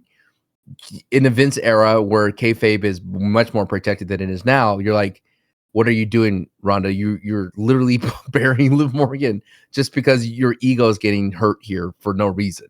In a scripted event that you are paid that you agreed to. Yes, like that always kind of soured me on her. Would I like to see her back? I mean, yeah, I would say so. I think there's some very interesting matchups that we have available in 2026 that really weren't available then, like a big star Rhea Ripley nowadays really wasn't a big star back then. You're trying to ask for PFC 2.0? Wait, what do you mean? Ronda wasn't in PFC. Back, doesn't matter. She would put the band together, bring up Shayna Baszler. I mean, Marina Shafir is doing some great stuff over in AEW.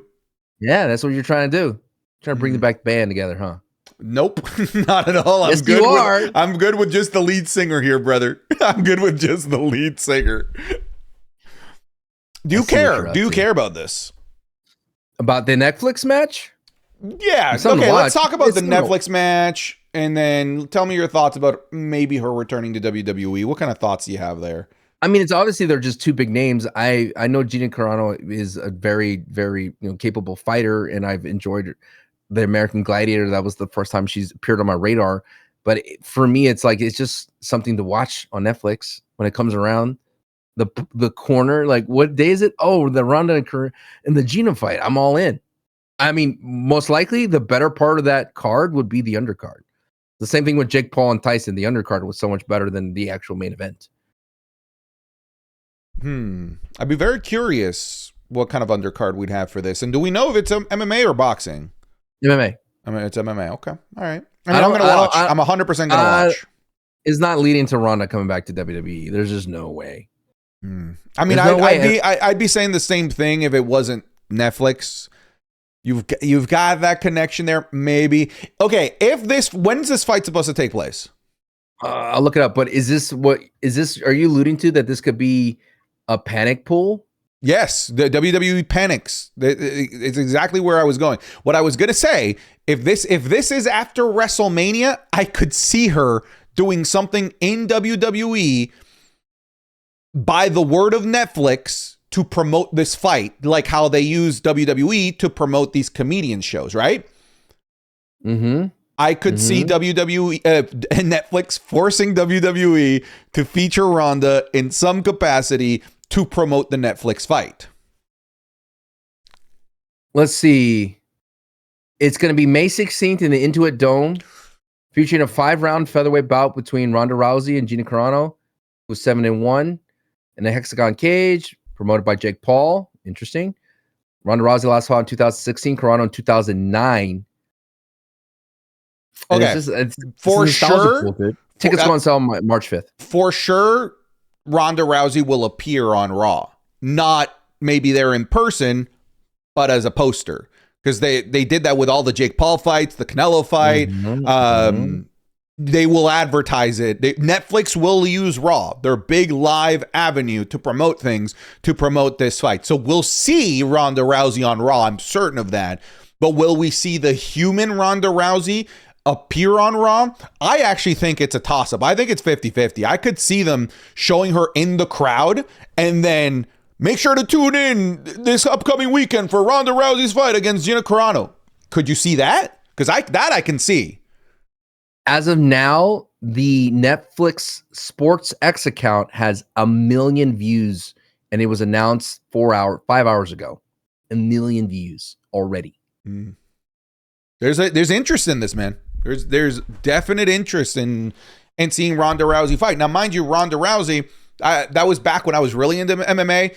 I always thought that Ronda Rousey was like the schoolyard bully that hit puberty way before everybody else, because she was just beating on like accountants and dentists who were doing MMA for fun, on the side. And whatnot. Yeah, and then the real fighters came into the UFC and fucked her up.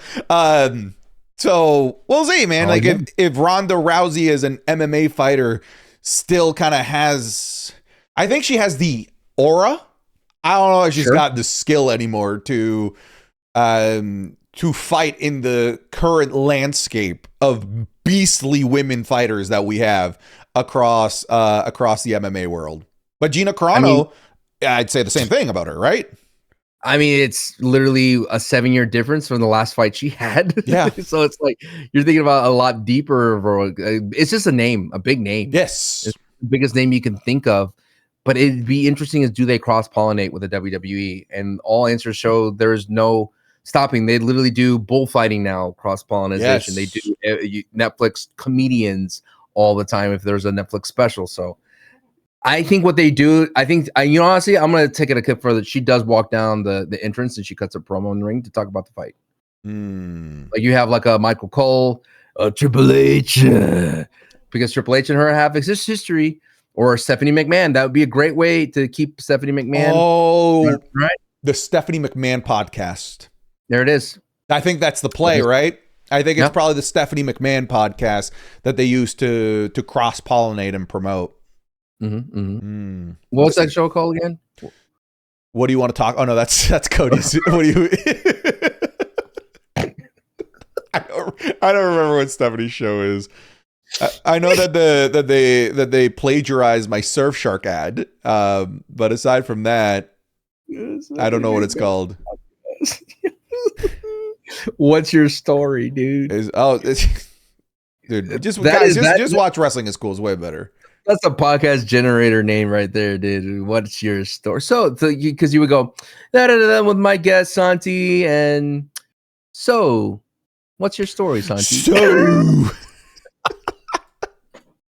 that feels like one of those like Camp W things. So and it keeps going like really loud. It hurts my throat to do that. It does, I don't know how man. Anyways, let's wrap up some of the smaller topics here before we get to new Heat order. We got the Grande Americano. Don't you leave. There's still good stuff to talk about. Don't leave. There's still stuff to talk about. The Grande Americano verse. This has look. I think unironically, this is my favorite. This is the most cohesive program right now in WWE in terms of narrative and storytelling, and it's the one, Sancho, that's getting the most screen time because it's getting time on Raw and getting time in AAA. This is my favorite thing in WWE at the moment. I do want this to have time in the sun at WrestleMania. I want this to be mask for mask. What say you? Just get rid of Rio and Bravo, and I'm on board. What, dude? They're winning me over. They're winning me over with. No. Bésame el culo. Hey. No. Do you want to see me dance? No. It's not see me. It's not you. It's Jew. No. Same thing with like I love like Chad. All right, it's time Chad Gable come out. You know what I mean? Like if Chad Gable cut a promo. He's like, I don't know. I don't speak Spanish. I don't speak English well, and then cuts perfect English promo. Yeah, that was so funny. That was hilarious. I actually thought it was gonna be Chad Gable that would answer the match against El Grande Americano, not Penta. Yeah, man, this is my favorite thing in wrestling. My hope, Sancho, is that they do a mask for mask match. The beloved Tall El Grande wins. Alleged Chad Gable gets unmasked. This program continues in AAA. I kind of want Chad Gable to win the AAA Mega Championship. And then at Triple Mania, champion Chad Gable, AAA champion against El Grande Americano. You crown El Grande Americano at Triple Mania. You double dip. WrestleMania, you do the unmasking. At Triple Mania, you crown the beloved Mexican El Grande Americano. I miss New Catch Republic. New Catch Republic! I missed them. That's a random thing to bring up when we're talking about the Americanos. Not really sure how those allegedly they may be involved with the Americanoverse. Don't think so. Have you heard the accents? They're pretty clearly Hispanic, brother. Jew. No, they.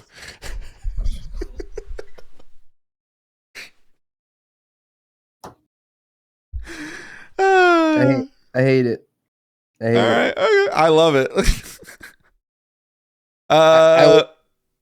When it's done with care, like Ludwig Kaiser does, it's amazing. When it's done with carelessness and surface level, the cheap stuff, then it is graining. That's why there's a reason why it's on commercials. They don't let those guys speak on air.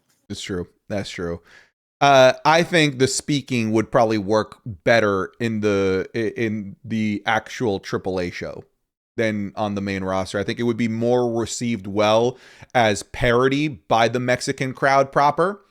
I think they'd understand the parody that this is so stupid and hilarious and fall in love with it. While here, definitely a lot more sensitive when it comes to the mimicking of accents and stuff that could get WWE in a little bit of hot water in North America. But in Latin America, they'd find the parody in it and probably find it hilarious. It could be done better. Like, I would just wish they were actually like on the same level as Kaiser, and that's where you can't it can't be though. He speaks Spanish. You can't beat that. But even when Kaiser speaks English, it's like there's where it's like, ooh, just keep him speaking Spanish. And I'm glad they're experimenting on commercials because that's what it's for. Sure. And you're supposed to know when it works and doesn't work. I'm hoping someone says, yo, this is not working. Like the same thing with Chad Gable. Like Chad Gable should not, or allegedly, OG Grande Americano should not speak. Because then it just takes away the play of the game of is it Chad Gable or not. But now I think they changed the game to we all know, everyone knows this is Chad Gable. Mm-hmm. So let's just lean into it that it's Chad Gable and let him speak and say the thank you and gracias type of thing. So let's let that game go. But the new game of Grande Americano versus Grande Americano, I think is doing really well and warrants a Mania match, but it does not need Rio and Bravo. Rio and Bravo should never existed in this. All right, let's get to new heat order, my friend. Don't leave. Don't leave. Don't you leave. I see you leaving there, John. Why? No love for the MFTs? No. My other secondary glaze factory product doing really well, Solo Sokoa, huh? I mean, you dominate. Go ahead. You took the floor. Go ahead. Beating all the ex-United States champions of Nakamura, Apollo Crews out from the grave, Matt Cardona, Ilya Dragunov, and Mello, all beat by the MFTs. That's what the MFTs and then needed. for some reason, pinning Mello. Why? Yes. To build up the feud between him and Tama Tonga for another United States Open challenge. You can't even get the right Tonga. It was Tama Tonga. That's how little you care. You said Tala. I said Tama Tonga. No, I did. I said Tama Tonga. You said Tala. Go ahead. Run the tape. Run the tape. Go back 10 seconds. Tell me, guys, in the comment section of the Patreon, if you made it this far, tell me if he said Tala or Tama. I said Tama Tonga for the reason to build that up. And it's going to be a strong feud going forward. It's going to be a good match. And hopefully Tama Tonga does win because it will solidify the whole mission of the MFTs to regain the gold. And they are doing well.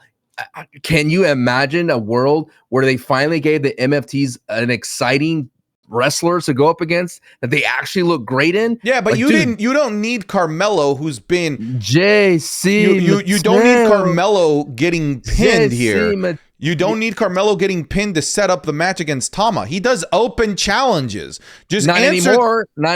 Just clearly answer the open challenge. He gets to choose when the stores open and close. Apparently, and he's like, I'm going to come out there and give an open challenge to the guy who deserves it. Let him answer the open challenge, and that's it. I did not need the guy that's been on a roll winning to take a pin. It should have just been Tama answering the open challenge and Tama winning there. Sure, but Mello did look great in that match too. He was able to take out all the MFTs. Don't matter, man. Pinned. Overwhelmed by the you know what this thing did? You see this? Is that 18 times the John Cena. And you got a small thumb.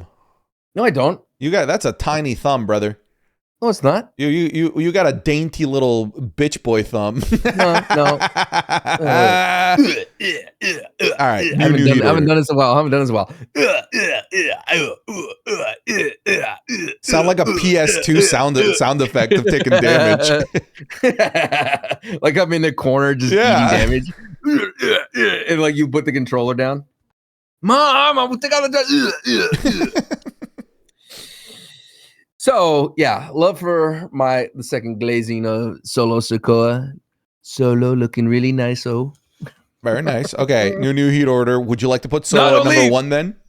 No, number 1. Okay, so not that much glaze. No, that's the beauty of the Glaze Factory.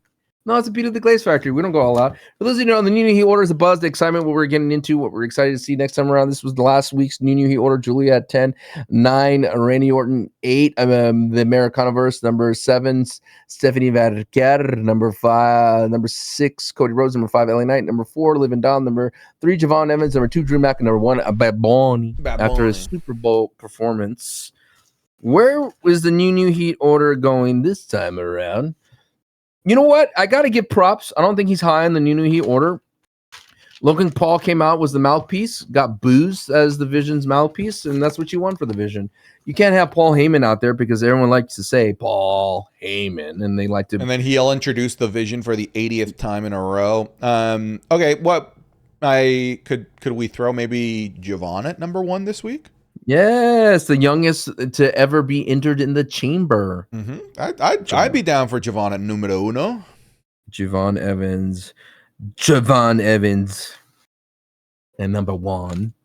Number 2, any love for Liv Morgan? Yes. Could pop on SmackDown. Yeah, I have love for Liv Morgan. I think she's high here. Okay, I'll put number 2. I'd be down for 2. Yeah, man. She had big prominent roles on Raw and SmackDown this week. So yeah. Yes.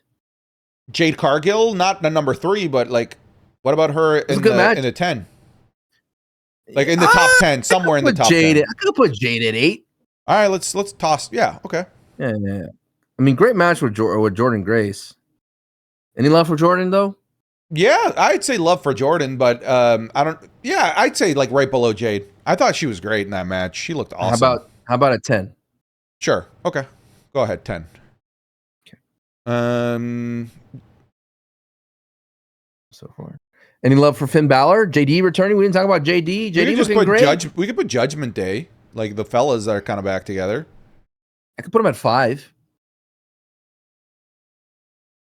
I mean, okay. Finn did cut a cool promo. I like Finn's promo. I like Finn saying like, "Hey, you want to be the best in the world? I've been all over the world." And then CM Punk called European dojos. Yeah, European dojos. He's got that too. Let's see. I'll put Judgment Day at 5. All right. I think they're having to overcome the Mania promo, and that's hard to overcome. It's tough to overcome a ghost when you can't fight that ghost. Finn Balor can't fight that Mania main event. Does that make sense? And he was like, "I could make it better. Yeah, I can make it better by being in it." You're like, stop it. That's adorable. Could you, dude? I just recently saw a clip of Damian Priest destroying the Judgment Day.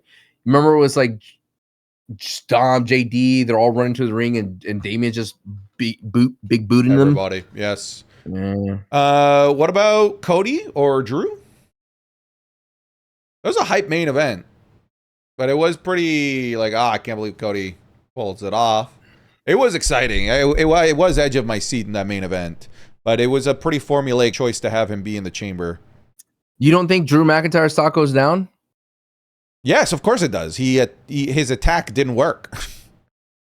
Ineffective. Yes. Yeah. So Cody's at 3? I would put Cody up there. Yeah. Cody was big this week. Any love for Asuka making the chamber? I have more love for Natty. I was more impressed by Natty in that match than I was with Asuka, even though she lost. She didn't get pinned. They're still protecting her. The brawl with Maxine there after the match. Did you like her when she was in her vignette and she reached in her mouth? You could hear her gums. That was gross. Yeah. That's gross. I could put Natty at 9. Okay, put Natty at 9. Give me 9. I'll give it. Can we put Americanos? Like just El Grande Americano, the stock of both of them put together. Again, AAA, main roster, big deal this week. I could put him at 7. Yeah, put him at 7. Which is where they were last week. Yeah, that's fine. Okay. Any love for Obafemi? I had to stare down with Rusev. That was cool. That's definitely a lot more interesting than just eating Kit Wilson alive. No. We might be coming back to Oba next week. Let's see what he does if he does anything with Brock. But Oba for me needs to be seen in action, not business conversations. That's me personally. Is next week for Obafemi make or break for Oba? I think it's more make or break for how WWE sees early Oba. Not necessarily his career. I don't think it's make or break because there's still a lot of cool shit he could do. Sure, it might just not be the catapult trajectory that some of us were anticipating. I think that's okay, are we going to push Oba to the frickin' moon by giving him Lesnar? Okay, If he's not that, it's not like, oh, Oba's cooked or whatever, because then it's like, okay, now it's more traditional push. The beating the undercard, beating Rusev, probably eventually beating Sheamus. We'll probably go down that route. So I don't think it's make or break for Oba. I think it's make or break for what our vision of Oba's push will be. Is the Oba train concerned? No, not concerned, because they're treating him like a prize, which I think it works. But like I said, I want to see him in action. That's where he wins. Not like, hey, Oba, come look at this contract while you're dressed up nicely. You know, I want to see the ruler rule the ring, not like, hey, come hang out in the back room with me, Adam Pearce, or with me, the SmackDown general manager. I want to see Oba in action. And now we're a week, coming up on a week and a half of not seeing Oba destroy. I want to get back to that. Part of me maybe thinks that's like, okay, are they like trying to not overexpose Oba in the ring to wait for Lesnar? That's my hope. So if he doesn't answer Lesnar, then we might be talking about like, okay, we're definitely going in a different trajectory here with Oba Femi than just the instant major push to the top of the card. But concerned in terms of like, will he be a main eventer? Hell no, man. Like, they're treating this guy still like the bee's knees, at the very least in storyline wise. Like, sign with us. That's still big. But the big move here, Sancho, is Lesnar. That if they do that, hell yeah. Do you lose the bandwagoners if he doesn't have that Oba versus Brock Lesnar stared on next week? I think you'd lose a lot. A lot of people will lose faith in WWE's ability to book Oba. I think that's what you will see. I don't think that you'll see people believing that Oba's not the guy. I think you'll see people bitching and complaining about Triple H and WWE, and Triple H is booking more than anything, not so much bitching and moaning about Oba himself. Can I have the MFTs at 6?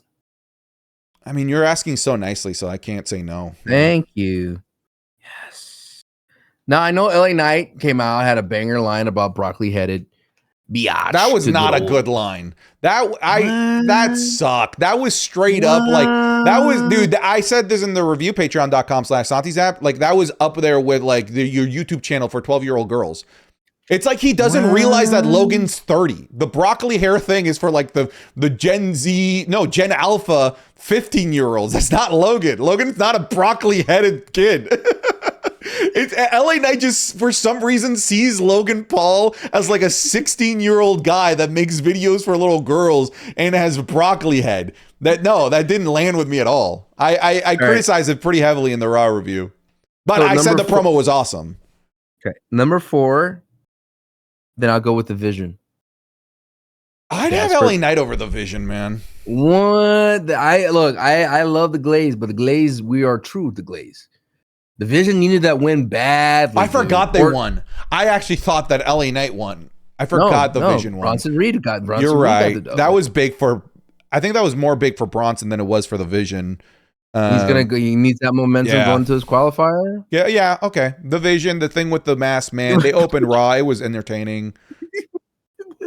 Austin Theory, open this door. I said, open this damn door. Couldn't get out here. Yeah. But yeah, the broccoli hair thing. I'm like, oh, okay, Knight, move on. The Vision. You look great though with that T-shirt. And that means, folks, the new heat order has been completed by that sound. And at number 10, we have Jordan Grace. Number 9, we have Natty. Number 8, Jade Cargill. Number 7, the Americanos. Number 6, the MFTs.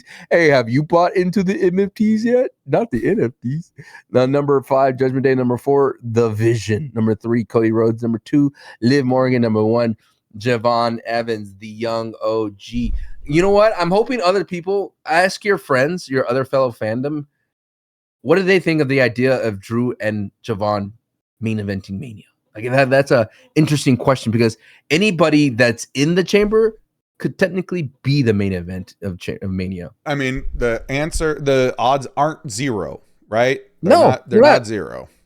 They're not. Even if Bronson Reed makes it, I mean, he beat Roman, right? Yeah. Right? Hey, you're not getting any pushback from me. It goes back to the crux of our conversation. What does WWE's panic mode look like? Is it taking risk, or is it going with the known commodity that works for them? And I think it's a fascinating conversation. I hope we get more comments about that on this episode about that. Nope. We're gonna get comments about toilet paper, Santi, and your comments about shipping people in crates. Congratulations! I'm not shipping them. Congratulations. Wayfair was shipping them allegedly. Hey. Hey, wait for him out here.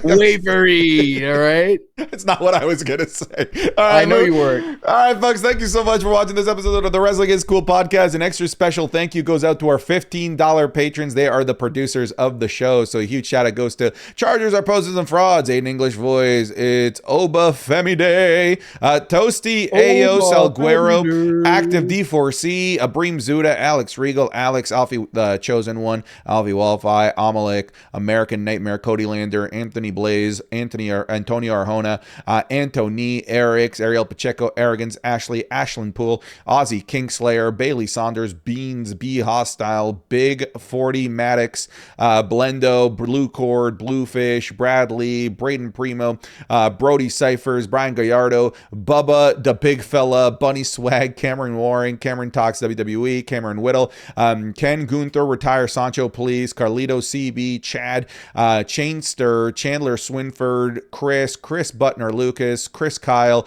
Christian Anderson, Chucky Gonzalez, Colby Mayo, Connor Harris, Cool Whip Tim, Corey King, Cowboys fan, go to the mail to buy dildos, Cucumber in the bum. Guys, these are some weird ass names. Damn Schubert, Derek Barnhart, Digi316, D Lopez, Dominic DeCoco, Drake Hughley, Dylan Eagle Steve, Egg Toast, El Juan de Americano, El Jochi, Eric Ruiz Romero, Ethan Richardson, extremely overly depressed Finn Balor fan. Hey, it's Damian Priest. I ate moldy bread. Oh no. ISATs, they should stop calling Damian Priest DP. DP. Anyways. Wait, time out. I think the issue with Dude Wipes and their being partnered with it is that we're gonna see t-shirts with the logo Dude Wipes, like we have Dominic Mysterio, but at the same time, it's not like the t-shirts were wearable anywhere outside of wrestling. You know what I mean? So it's not like it's a bad thing to have a Dude Wipe logo on your wrestling t-shirt, right? Am I right about that? Like, it's not like... Yeah, but then like if you're going out there, like let's say you do go out in public with a Dude Wipes logo, people are gonna say like, man, why are you so concerned about like about buttholes and cleaning them? Like, I don't know, why are you advertising? Like you said, we're in the ship business. You know, like why are you advertising that on your shirt? With your own free will, anyways. Fletcher Walpole, FMFCMA, Foster JK, Freddie Trejo, Frenzy, Freezer, Fugnux, Ezra Fugnux, you as an Ugnux, Gaming Nerd 315, Gilbert Deans, give me that toxic bing bong weapon before I scream without the S, Glass Eater, Godspeed, good things comes to Blair, who waits, Justice for Lyra. Goose Lesnar, GXA Man, Haunted Nukes, Heath Robertson, Hey Shakes, I'm Rick James Bitch, Ian McNugget, Elia Dragianuts, I'm Braun Strowman. Issa says, week 10 of asking Santi to pay for my WrestleMania ticket. It's Mista, it's Bogey, it's Astro Kid, Jack Ghibli, Jack Harris, Jackson, Jacob Mueller, Jacob Saffel, Jake, James Arman, James Smith, Jared Hernandez, Jason De Dios, Jason Flint, Jason Vane, Javier Rodriguez, Jax Teller, Javion McDuffie, JC Worley, Jeremiah Finley, Jeremiah Kelly, Jahihi Ahihi, Joe Benitez, Joe Exotic, Joe Velez, Joey Romig, Joey Wrestling 86, Jonathan Cox, Johnny Moore, Johnny Owens, Jordan Brennan, Jose Olivares, Josh Norfleet, Joshua Kane, Joshua Oosterhout, Josue Navarro, JR, Juan Lomelli, Juan Vega, Juliana Sarfi, Julian Wainwright, Junior, Justin Brooks, Justin Perkins, Caleb Martin, Kevin Bega, Kevin Clark, Cody Barker, Christopher Gutierrez, LA Knight Needs More Glazing, Lawrence Richards, Lewis Newlands, Liam, Lil Shifu, Logan Ward,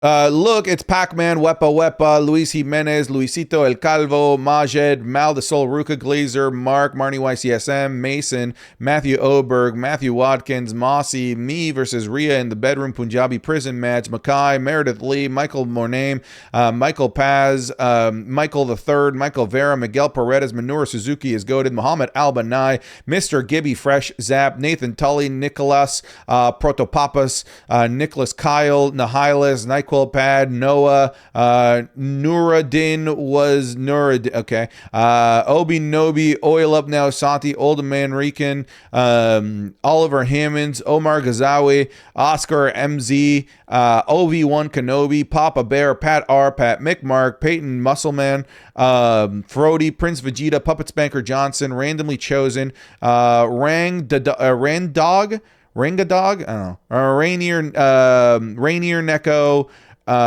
Reaper God, Red Hot Wepa Peppas, Rick Mar 1R, Ricky Dutcher, Roy City Savage, Ryan Halberg, Ryan Munez, Ryan Spradley, Riley, Sadie Brink, Sancho doesn't get a safe space or a thumbnail. Sancho doesn't like donating to charities. Sancho's Chamber Daddy, Santi Eats Sancho the Long Way, Santiago, Sauce God, Saudi Rick Bug, Savage Field, Scott Linden, Shane, Sean Sampson, Shitstain Nakamura, Sir Crate, Slayer, Stay True, Sugar Shane, Super Malachi, Galaxy, take a shot every time Sancho says good old, the king of bro code, Patriots own the Chargers, Vancouver Rim Job, the Vanilla Joe Rilla, the LA Knight Mega Glazer, Jacob Kufis, the Final Boss, Bloodline Rules, Tom Lehman, Tom Cerati, Trent Head, Trevor Harder, Trevor Shiflett, Turner Dahl, TWD, Tycho, Tyler Bouchard, Tyler Logan, Tyler McGarry, Undead Wepa King in the Crate, Undead T429,